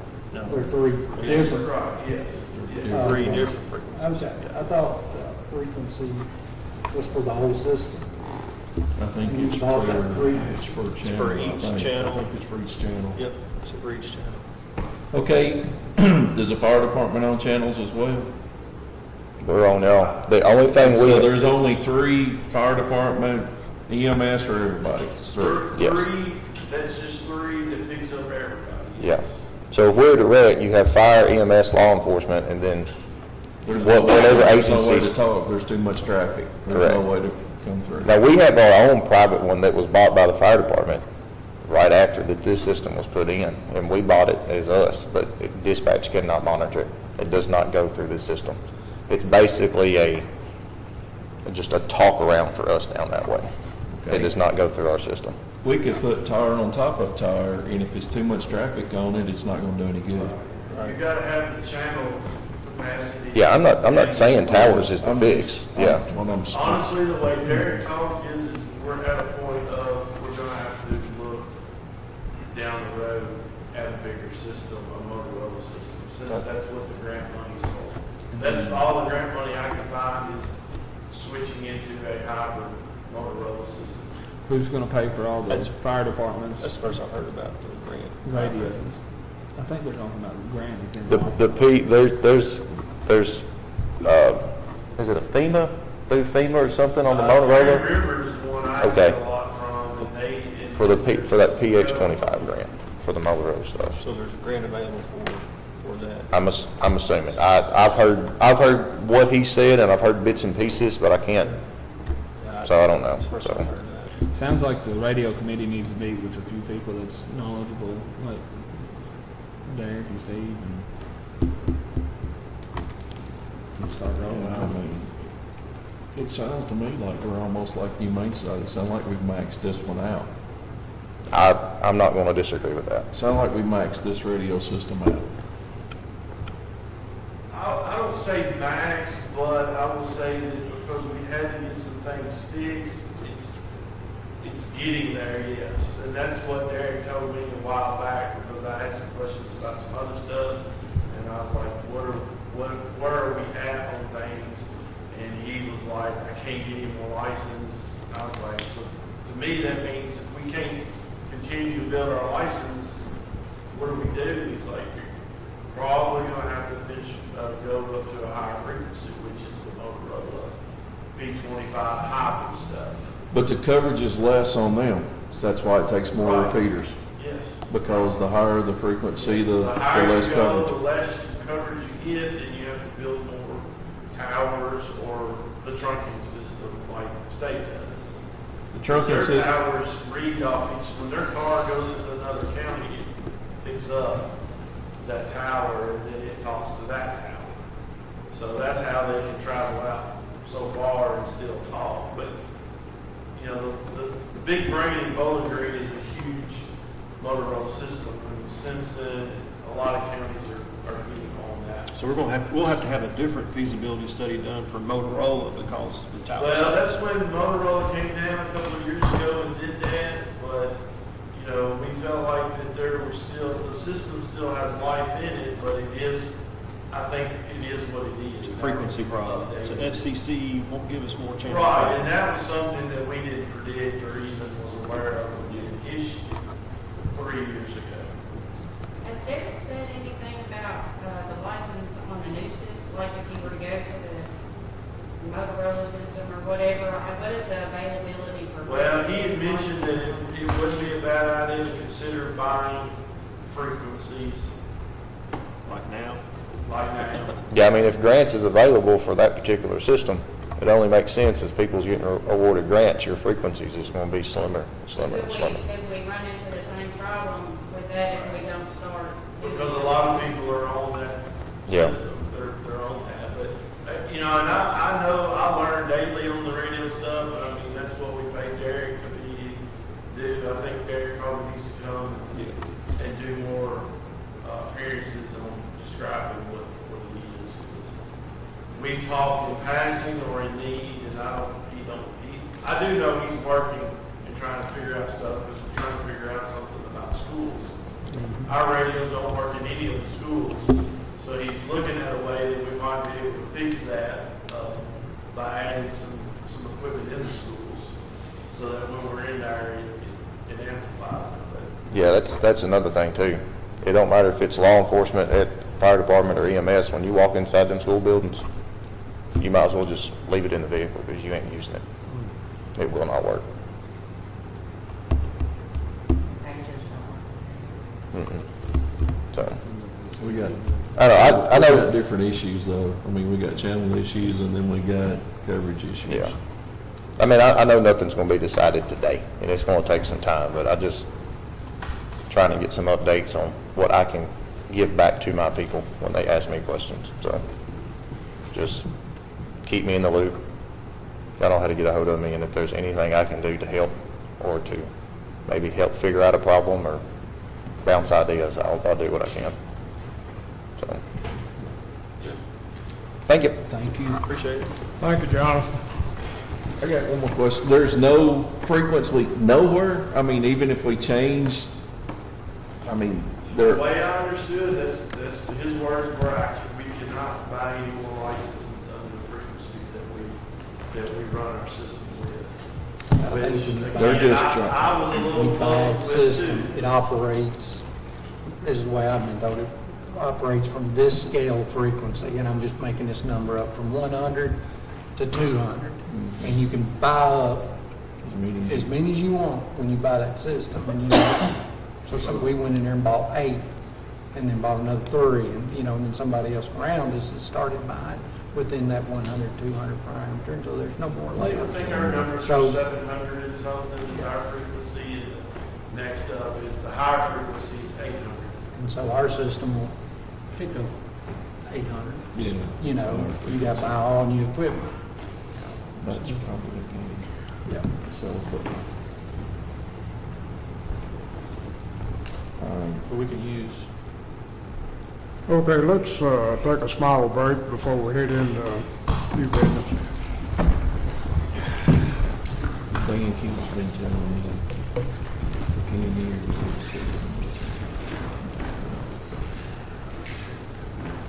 I don't think that maybe it can.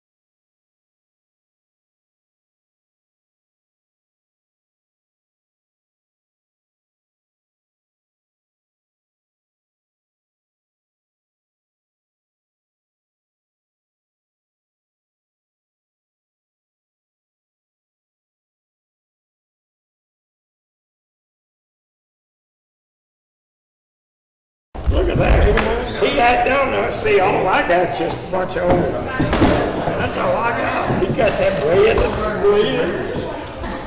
Okay, are we back on? Okay, everybody back in their seats. At the last court meeting, I forgot to set the fire protection tax. And that's by the acre. There's 108,977 acres at the rate of 3 cents per acre. And that's set by the state. Move to accept the fire protection tax rate. At It's 3 cents an acre. 3 cents an acre.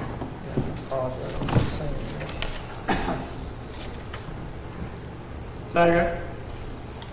Okay, got a motion and second to set the fire protection timberland tax on 108,977 acres at 3 cents an acre. And that number's been that number ever since I've been judge. So, It's 108,900 acres? 108,977.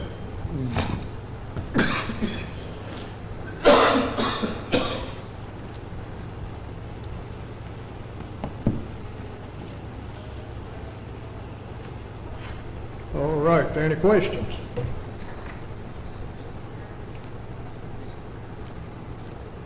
Okay, let's have a roll call.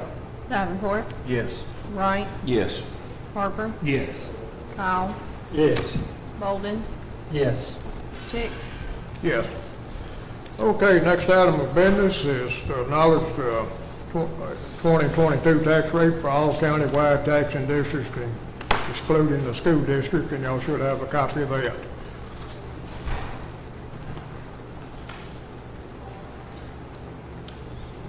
One thing I noticed, it did go up 4%. I read something about a 4% increase. No, nobody took anything above the compensating rate. Okay. You could take the 4% if you wanted to petition for it.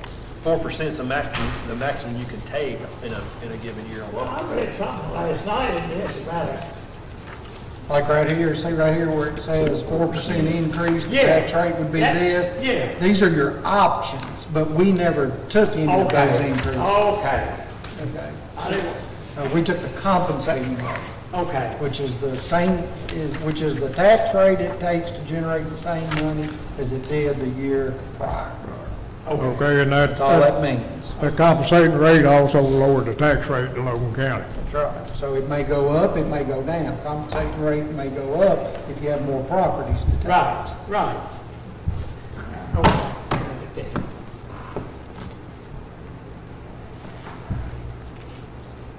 Well, somebody got to second this. Do we have a motion? Need a motion to approve Second. We've already countywide done it. taxing districts. Yeah, Okay. acknowledge the, We didn't have a motion. No motion. Oh, no motion, okay. I thought he made the motion. No, I didn't make it. I said somebody. So I'm so acknowledge this motion to acknowledge the 2022 year tax rate for all countywide taxing districts excluding school districts as presented. Second. Okay, got a motion and second. Now, is there any questions? If not, let's have roll call. Davenport, Yes. Wright, Yes. Harper, Yes. Kyle, Yes. Bolden, Yes. Chick. Yes. Okay, next item of business is to approve an agreement between Logan County Fiscal Court and the Logan County Board of Education regarding school resource officers, and basically the agreement's the same. The only thing different, since this new law went in effect, we changed the number from 3 to 7. I made it. Second.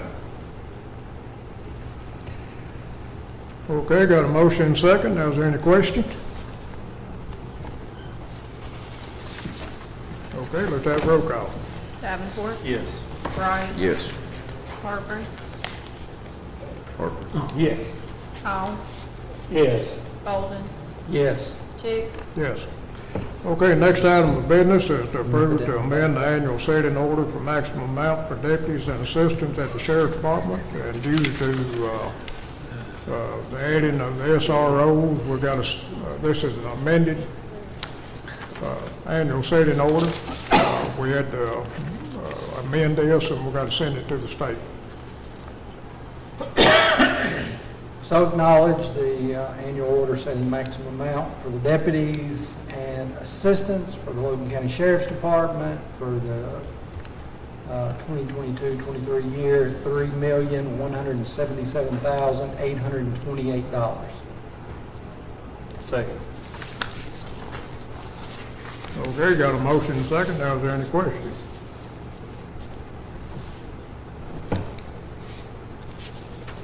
Not hearing any, let's have roll call. Davenport, Yes. Wright, Yes. Harper, Yes. Hall, Yes. Holden, Yes. Chick, Yes. Next item of business is to approve the first reading of an ordinance number 22-23008, an ordinance relating to certain amendments to the personnel policies and procedure compensation plan and classification plan adopted January the 11th, 2005, to create a new position at the deputy clerk of accounting, election, coordination at the Logan County Clerk's office. Motion to approve. Second. Okay, got a motion and a second. Now, is there any question? Has the salary schedule been prepared for this? Or Is that this a a- new- We've already got it. We've We've already already one. got one, okay. Is this a new hire then? No. Stacy, you might want to come up front, but Yeah. what she's planning on doing. I read that thing last night. I don't believe you got anybody in your whole office that can do everything y'all had there from the do. I know, it's a lot. We're actually looking to move the deputy clerk from vehicle that has election experience back to the back and make that position full-time, keep her full-time. And then she also has background in bookkeeping before she came to us. So she's very qualified. Okay, and according to mine, your conversation, you might replace with a part-time person out front. Possibly. It's just, Okay. that's going to be very difficult, Judge, I'll be honest with you. When we need that person on that front line, maybe 9 to 10 in the morning, lunchtime, and 3 o'clock in the afternoon. I mean, I don't, that's going to be difficult to find someone that can fill that role when we need them. Yeah. It's hard to predict when we're going to be slammed in there. I mean, we haven't had any extra employees added, I know, since I've been there. I mean, and we're growing. Logan County's growing. We're growing. A lot more properties being sold, a lot more cars being sold. Farmers are buying a lot more. I mean, we're busy down there. You still want new hires, is that what you? Well, what it is, Gabby was part-time, and Gabby came as an auditor. So his knowledge of that back there was amazing. I mean, and it was easy for him to get done what he needed to do in that particular amount of time. We're pulling a girl from the front line to move back there, but we're going to add some responsibility to her because our election process, it takes we need more help than what we have back there. So to keep us caught up, current, and everything running the way it needs to be ran and nothing falling through the cracks. So what I'm wanting to do, what I'm asking for is to take that part-time position and turn it into a full-time position rather than keeping it part-time. Because the likelihood of me finding... You've already got the person in. Yes, sir. Okay. Yes, sir. And I am open to finding someone part-time to take Jennifer's place out front. However, that's going to be difficult. That's going to be very difficult to fill the need that we have in that office. So, but yes, I agree. If we can find somebody that's willing to clock in and clock out several times a day, we'll work with that. I'd be happy to have that. I just don't know how in the world we'd ever find anybody willing to do that. Well, of course, the budget's been set. I don't believe we're going to have to amend the budget. I do believe we can pull the money from elsewhere. I've done the math on it. Amanda and I both have looked at the math on it, and we're looking around $24,000-$25,000 total, and I absolutely believe we can find the money inside the budget just by doing transfers. Make a motion, Judge, to move forward with the first reading. You've already I had a motion. thought we already had a Oh, motion. we did? We did. Uh-huh. You got a second? Yep. Well, let's vote. Thank you. Yeah, I just want these questions Mr. Carroll, what are you asking them questions for? Well, I read all that last night. Well, somebody asked a question when I called for questions, and that's the reason I I didn't know we had a wanted, motion on the table. Let's go. that's the reason I wanted Stacy to come up, because she could answer the question. Yeah. Okay. Thank you, guys. If there's no other questions, have roll call. Davenport, Yes. Wright, Yes. Harper, Yes. Call, Yes. Bolden, Yes. Chick. Yes. Thank y'all so much. I appreciate it. Thank you. Okay, next item of business is open bids for contract labor for litter pickup in Logan County roads, and we had 3 bidders. If I could make just a couple of comments about that, 2 of them may be together, as my understanding. I did have a couple of gentlemen that Two were different envelopes. Yeah, they were interested possibly in working together and may have filed separately, but I guess we'll see here. Might need some time to look these over, just not sure yet. I guess I just had a question for you all. If it was over the $100 a mile that the state will pay, are you all willing to do that, or does it just need to be at the 100 or under? Is it I'll required answer that after I see the bids. You said the state will pay for I'll answer this? that right now. up to $100 a mile to pick up the They litter? will. Yes, sir. We'll address that if that's an I don't issue. see why we couldn't use the jail, really. I mean, I hate, Sure, sure. The whole purpose of what we're doing right now is because we can't use the jail. I mean, they won't let us use the jail? They're just not available at this time, just to, I don't know what the issue is, it's just unavailable. I mean, unavailable through who? The jailer or the state? Ask the jailer. We can't answer that question. You would have to ask the jailer. Well, I that. just asked him. I can't speak for the jailer. Nobody on this court can speak for the jailer. He would have to answer that question. I think they're low on state inmates. I oversee that. correct. Okay, the first bid came from Affordable Lawn Care. The amount they bid is $125 per mile. Now, there is an option, consider a 20 to 25% decrease from the lowest bid if awarded contract. You can't do that. Well, you got me picking up just on 68, 80.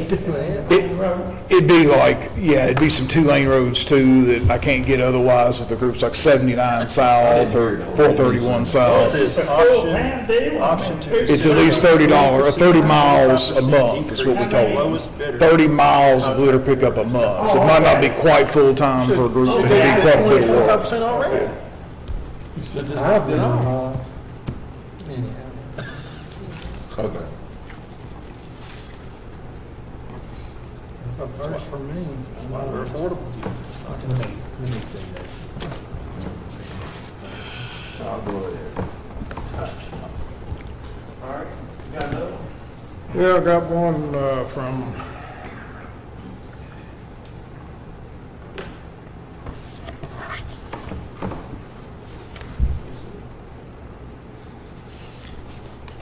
don't say who it's from right here, right now. Both sides of 2-lane road, one side of the center, on 4-lane road, $250. A rate for spot directed pickup of one or more oversized item on roadway, large furniture, appliance, $100 per item. And it's from Affordable Lawn Care. There's 2 affordable lawn cares. Bowling Green. Yeah. There's one in Bowling Green and one here.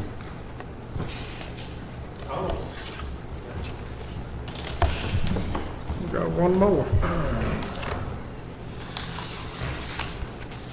Did I hear that to say 250 a mile, Judge? Is that what that was? I see. Yeah.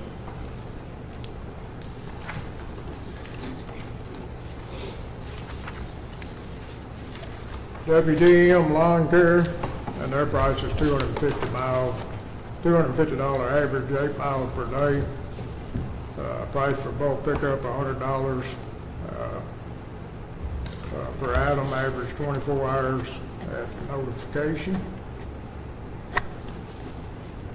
Do you inspect them then? Oh, yeah. I put that in the bid packet, that they needed to be inspected by, that the work was satisfactory. I mean, I think price-wise, it's clear what. I think it's pretty, But yeah. there's a lot of details on things, I think, that what's to be picked up and like in the package. So I don't know that you don't need to maybe decipher all that for us and look it over before. That's fine. I mean, I know the number looks good right now for, say, $125, but want to make sure that everything that you need or is required to be picked up is being picked up for $125. You gotta Sure. make sure that they got the liability insurance and all that. Sure.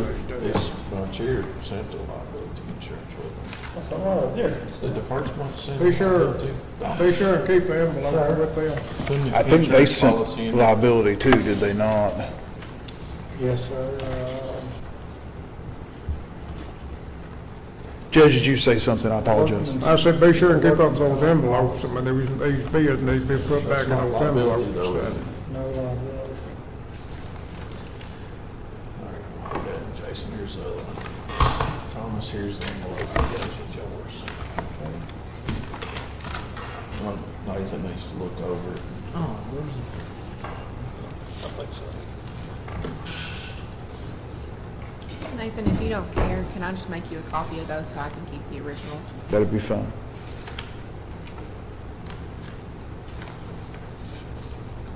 Oh, this was one bid. Huh?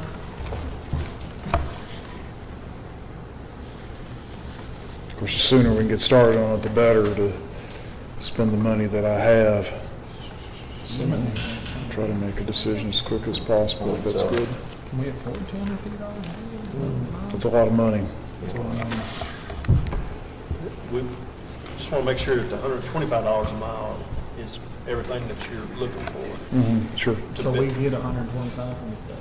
We get 100, It costs us 100. 25 a mile. On that first one. $25 a mile will cost us additional. Yeah. And if y'all don't think, I think we could probably work something maybe with that number, but if y'all don't think we can, then I guess we'll have to maybe not do this, but if y'all think we can. No, I mean, I think that, is there anything in the jail's budget currently that we put in every year to accommodate for this, or has it all been state? Or anything? It comes from There's a, a resource officer, a litter bank program there. right, it comes from a grant, and the grant is just apportioned out through the budget, if, correct me if I'm wrong, Amanda, but I think that's how we do it. I just want to make sure we're not still putting money in that, towards that. Well, this one, it's only gonna pick up 4 days a month. Well, we put it, they had to get it 30 miles, and if they're able to do that, that would be okay, but, He's got that, they can pick up 8 miles per day. yeah, I guess you've got enough people. That's 32. Yeah, if they're coming out of Bowling Green, I guess that's why they want to do it. So they want to just spare their expenses of having to drive over here so much. What we doing? Just want, I think we all let Nathan just make sure that we're getting everything we're supposed to get for the $125 a mile that the other people are providing, you know. the insurance would be a big thing, make sure the insurance is okay. Double check on the insurance. What can they postpone it for? Next meeting. Yeah.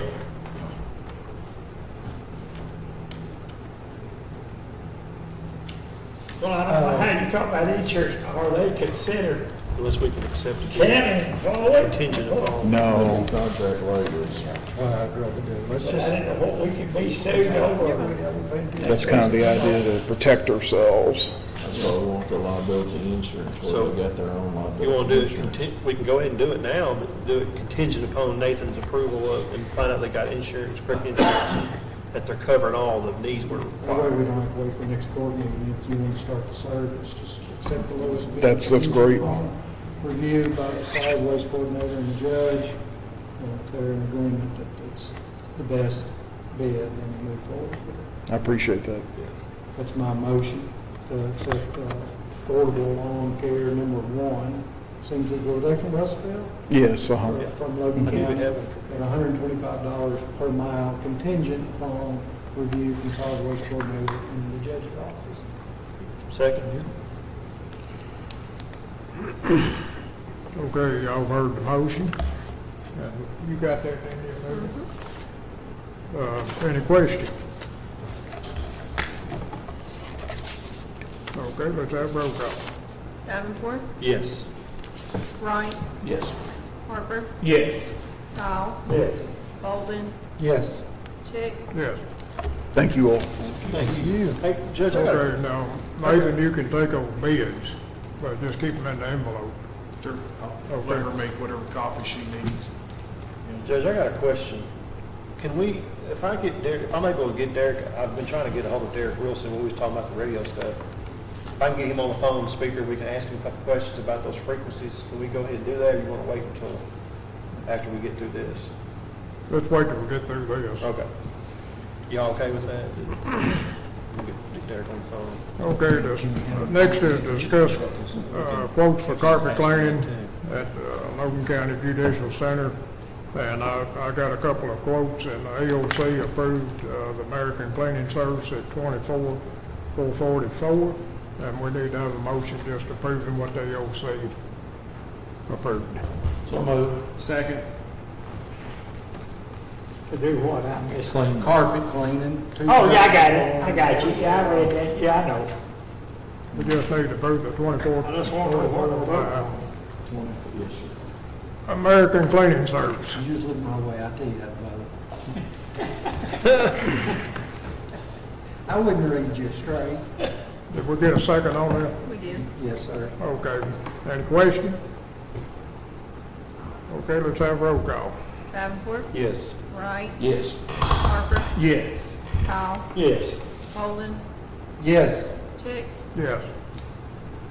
Okay, next item of business is to approve the appointment of Linda Martin to the Logan County Tourism and Convention Board for a 3-year term ending 5/8/2025. Motion to approve. Second. Okay, got a motion and a second. Now, is there any question? Yeah, I just got one. I've wondered about a lot of these. Do they get paid for any of this? They don't. Well, what do they want me for then? Well, they just want to help the There's community. certain people that won't volunteer to do stuff. I don't volunteer nothing unless you're gonna pay me. Yeah, come on. But I wondered, I just wondered, you know, if they maybe get expenses or something, maybe, I don't know. And she will be a fiscal court appointment to the board. We're gonna do it Okay. to you, Earl. Did we have a motion and a second? We did. I think we did. Yes. Okay, any questions? Okay, let's have roll call. Davenport, Yes. Wright, Yes. Harper, Yes. Kyle, Yes. Bolden, Yes. Chick, Yes. Okay, next item of business is the knowledge of Logan County Tourism and Convention Commission's amended budget for 22-23.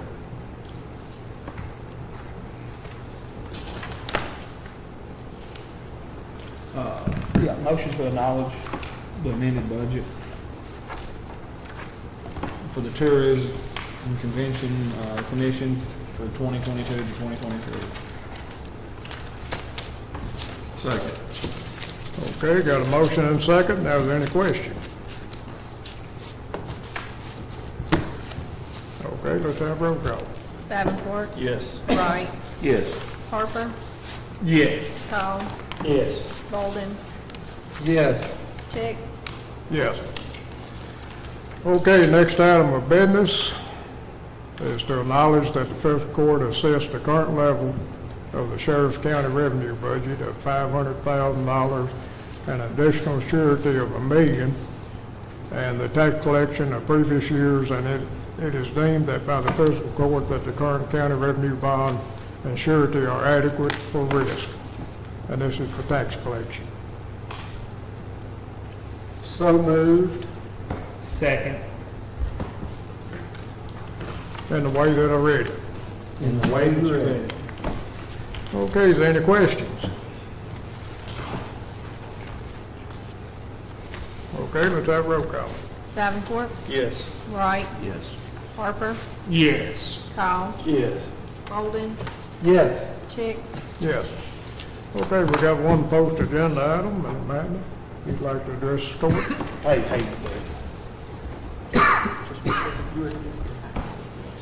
Okay, hey, can you answer a couple questions for us on this radio deal? Okay, hold on a second. Okay, we were talking about the frequency issue. So we have 8 channels at Russellville, 3 at Lewisburg, and 3 at Auburn, which gives us 14 channels. Maximum. 16. Oh, there's 16? 4, and 8. Oh, okay, so we have 4 at Lewisburg, 4 at Auburn, and then the 8. Yeah, Okay. three of them's voice channels and one's a control channel. Okay. Okay. All right, so then we have no option of increasing those channels. FCC has no channels to give, right? Not as of right now, they don't. I mean, some might open up sometime, but that's very Rare? very unknown. Okay. And then as far as the frequency that our radios run at, we're pretty much, whether we build 15 towers, it's not going to do us any good because we ain't got no more channels. Well, I've been looking into doing, seeing about doing like a simulcast. And that's where you take, more than likely, you would take the 4 frequencies from Auburn and Lewisburg, and you could make another site with them, I'm being told, like in a Darable. And it works off the timing. But in order to do that, we have to change out all the repeaters at all the sites. So you would have to get 16 new repeaters and then whatever, how many was over at the new site. Okay. So doing that, do you think that's just putting money towards something that's inevitable, which is going to a different type system like the Motorola, or do you think, what are your thoughts on that? Well, for the money, I mean, it's going to be a whole lot cheaper to do something like that than it is to build out a new radio system. Right. I know Stephen was quoted a few years ago about 14 million, and that's probably changed to probably 18 by now. Okay. Well. And I've come up, I think we've got a solution for the schools. Okay. I haven't went and done it, but there is equipment available. It's a BDA that actually goes in the school, and it allows any radio that's on our system to be able to work in there on any talker. Okay. Is that hooked to Wi-Fi? Do they need internet access, or how does that work? I don't think it uses internet. You take an antenna on the side of the building and point it towards the tower, and then you have to get it engineered you have to get the building specs for the school, and they will engineer whatever antennas you need and hard lines inside the school and the ceiling and stuff from one wing to the other, if it's 2-story or whatever. You know what frequency that runs on? Well, it will be on the frequencies that we use. So which is it? It would have to do NXDN, and it would what it does is it passes the frequencies that we're licensed to use. Okay. So we'll just have to, make sure that it doesn't interfere with other things wireless in the building, but. Right. They're fixing to put one in Clarksville, a new school they built, and I'm going to go over and look at it and stuff like that. Probably help them install it. So. Okay. All right. Well, on the whole radio situation, I mean, we're just trying to,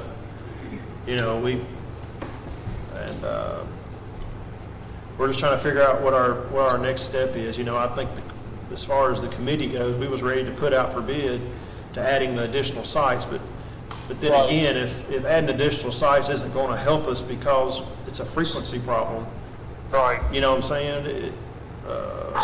Because even if you do even if you do the deal to where you have to simulcast, whatever you call it, if you have to do that, then you're still limited to the channels we have. Right. You're exactly right. Okay. So if you went to like a P25 system, that's on a different frequency band, and you have more channels available. Yep, but you'll have to have, there's twice as many towers as we have now. Yeah. Because the frequencies are higher, and they travel less. Right. They penetrate buildings better, but they have to get portable coverage. We'll have to have more towers. Right. Yeah, I know that smaller the frequency, the better it can penetrate through trees and buildings and such. The higher the frequency, the band's wider. You know, if I had a tower in Auburn, you'd have to have one in Chandler's. Right. You know, you know, if you had one in Lewisburg, you'd probably have to have one in like Dunmore, and you know, you'd have to have probably one in Adderable and Olmsted. You know, you're going to have to put more towers up. Right. Well, you know, I know there's been a lot that you've been having to do and stuff on getting this, you know, things patched up and working or whatnot, but you know, we're at the point to where I'm at the point where I'm done talking about it. I'm ready to put some boots to the ground and get something done. You know what I'm saying? Right. So whatever we got to do to take that next step, we just need to know if you can just tell us where the holdup is, when, and we'll try to. So what we need to do is, where I would start is building the two towers in Lewisburg and Auburn. You're going to have them regardless of what you go to. And then we get the equipment up on there, what we already got, and see how much better it makes the coverage. We're not doing anything for South Logan, which is Adderable at that point, right? No, not then. And then we'll look at, once we get those towers built, we'll look at doing simulcast and changing out the repeaters. Okay. But we've got to get those, we've got to get that, we got to get Lewisburg and Auburn 180 foot up in the air with separation. Okay. And some good antennas. That's going to be key to getting more portable coverage that we need. Okay, so next step is acquiring land. Is that our holdup, acquiring the land? Yeah. So we need to look at, like, I don't want to do a tower study yet until we say, hey, we need to be in this general area right here. Then I'll go and do a tower study, and then we can, purchase the land. Yeah. Can you get on Google Maps or something, and by next court meeting, maybe get us 3 areas that you can draw a circle around that would be ideal, in your opinion, for us to look at before we do the study, and then we can maybe take the next step on find out who owns the property, and see if we can make the connection with the property owners. Okay. Y'all okay with that? Yep. Okay. So maybe by the next court meeting, we'll have, you can get us just go to Google Maps and do an aerial and say, here's option 1, 2, or 3 of where you think would be the best positioning, one in Auburn and one in Lewisburg, and then we'll look at those, and then we'll take the next step on if we have to work with TVA to find out who owns the property or whoever, you know. We'll have to do the range coverage for the tower, and then we'll have to do a microlink study to make sure the shots are there. But if we're going up in elevation, then that shouldn't be a problem on that part of it. Of course, we're on the internet now on our tower, so we have to also make sure we have. But microlink's not, we can still do a microlink as long as there's redundancy there. There's not just one microlink. Right. So. And I had a quote to replace the microlinks, but we held off on that because we was going to do new towers. Yeah. And we would just be wasting money. Yeah. Okay. Well, what's that? I was just going to ask Derek. Okay. Yeah. Barry's got a question. Derek, it's Barry. Hey, if a trunking device, will a trunking device help the bad areas like Adderable or Lewisburg? He cut out on me. I didn't hear his question. He said, would a trunking device help areas like Adderable or Lewisburg? as far as trunking device. what Yeah, do you mean? repeater in the, repeater in the vehicle. The A repeater. repeater in the vehicle? Yeah. No, that don't, no, because their handheld and their mobile radio would be on the same band. Yeah, I know, but would their mobile radio go to the car and then come back if it's a coverage issue, not a channel issue, just a coverage issue? Yeah, that would extend the range. Okay, if Stephen the sheriff come over, would his radio go to that trunking device or that repeater device in the car the same way? It all depends on what kind of device is in the car. They make some of them to where if, like, I think on KSPs, if they've got two cars there, one of them senses the other one, it turns one of them off, and they just use one with all the radios. What does that run per vehicle? I would have to call and check. Yeah, I mean, just estimate. I think it was over $2,000 a car. $2,000. Yeah. But see, it works good for KSP because they only have one. They've got one single repeater in every county, and they've got good mobile coverage. But that takes care of their handheld coverage because they're just kind of a one man, when they're out of the car. But you have to physically go and change the radio channel on the radio off the trunking system to the repeater in the car. Oh, you do? Yes, you do. But they can just change the channel. I mean, it's better than not getting out, I guess. All right, thank you. All right, And so. I will also call the FCC coordinator back when I get to the office and ask her about see if maybe they can get us 5 UHF channels. I did when we went back and redid the licenses, I did get more power for Lewisburg and Auburn, so we can up the power in the ERP at the tower sites. Okay. But does that require more equipment to do that? No, the equipment's already there. It's just we really need to upgrade the combiner when we move towers because it's got a hybrid combiner to use one antenna, and we need to put a big combiner in there like what's at Reservoir Hill. Yeah. Okay. Is Ginger there? No, she's not. We're in fiscal court. We're still in session right now. We're on speakerphone. So. Okay. Yeah. Okay. Well, man, we appreciate it. We know you're the right man for the job because I hear that I heard Todd County is starting to use your services too. So that's good. Yes, sir. So my next court meeting, I guess what we're requesting is in those two different areas, give us 3 options to maybe go with, and tell us how much square area that we need to be asked to when we go to landowners of how much area we need for what's the standard. So that we'll see at the next course meeting when we appreciate it. All right, thank y'all. All right, man. Thanks, Derek. Derek Wilson, the guy that works on our radios. He's got the contract for our radio maintenance. Where's he at? Somewhere in Tennessee. Well, Tennessee. It's right outside of, just into Tennessee, like Adams or some kind of area. Not Okay, is there any more discussion on this? No. Sorry, man. Okay, man. Just trying to think where it is.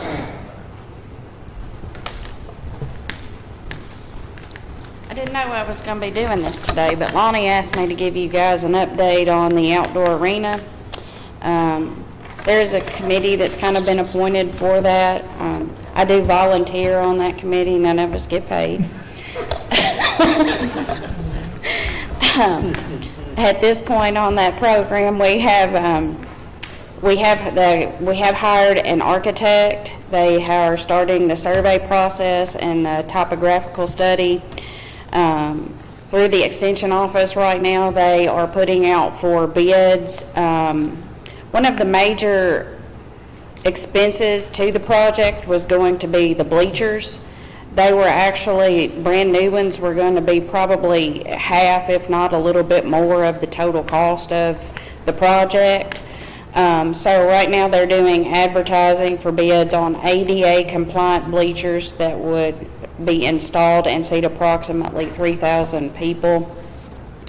To see what that looks like, they will be refurbished and not brand new, to see what that would look like and see if we can get a better price on that and maybe not spend so much of the budget on new bleachers. So we just really wanted to give you all an update that we are moving forward with the outdoor arena. There are some things that have already started and were taking place, and we're hoping to see that project move forward and be completed in the next year or so. What was the new seating person, the new seats, was it 150 a seat, I think. Yeah, for new ones, it was 100. Was that new ones? The new ones were 100? Yeah, 150. Right, yeah, for new ones, it was 150 a seat. Roughly, and then refurb is about 100. Right. Roughly. So, but as that project progresses, we'll be here to let y'all know how it's moving and what it looks like. Appreciate it. Thank you all. Thank you. Thanks, man. Yes. I'll move that money around. Okay, anything else post agenda? Well, just on, ask Amanda, if you get bids for bleachers, where's the money gonna start coming? Like, if you need to come up with X number of dollars, where does that money come from? I know the extension was working on part of it for their budget. I don't know exactly what that looks like as far as that dollar figure goes. There was discussion of also potentially having to do bank loans and things of that nature. So some of that is where that would come from. And then, I'm sure that the committee would be approaching the court to see if some of the court's financial commitment could be used for those things as well. I think kind of what he was going at is if these bleachers are $400,000 and we got to put down a third to hold, where does that? Because that's when we met that guy. He said something about if y'all purchase these from us, you have to put a third down. So where does that money come from? We don't know We yet. would have to talk to the extension, and I'm sure they would ask us probably as well, get with our fiscal court and find out exactly what that's gonna look like. Extension's got money. Ain't no broke. I don't know if they're going to set up an account and just fund it all in the beginning and then ask us. But, I just don't know. Logan, you might be able to speak better to that point than me. I'm not on the extension board. Okay, the extension board hadn't met as far as committing anything yet. I think we're gonna talk about it at meeting at the 1st of September, about the commitment from the extension on the project. Now, of course, they got to follow the county's administrative code out there as far as putting out anything like that for bid. And these being a used set of bleachers, the architect has got to know what we bought before they can design everything around these bleachers. And even the concrete pad that maybe they sit on, I have to be sized out and all that, but evidently this guy's got a big business. He buys bleachers and refurbishes them, and basically what he's wanting, if we make a purchase from him, we don't know where bids liable to come from. He's wanting a percentage down to hold this set of bleachers. Till they get ready to install them. I guess it was a roundabout way. Is the court willing to pay 25% of the bleachers if they purchase them, or is the court wanting the whole project laid out before you're willing to start with your 25%? I got you.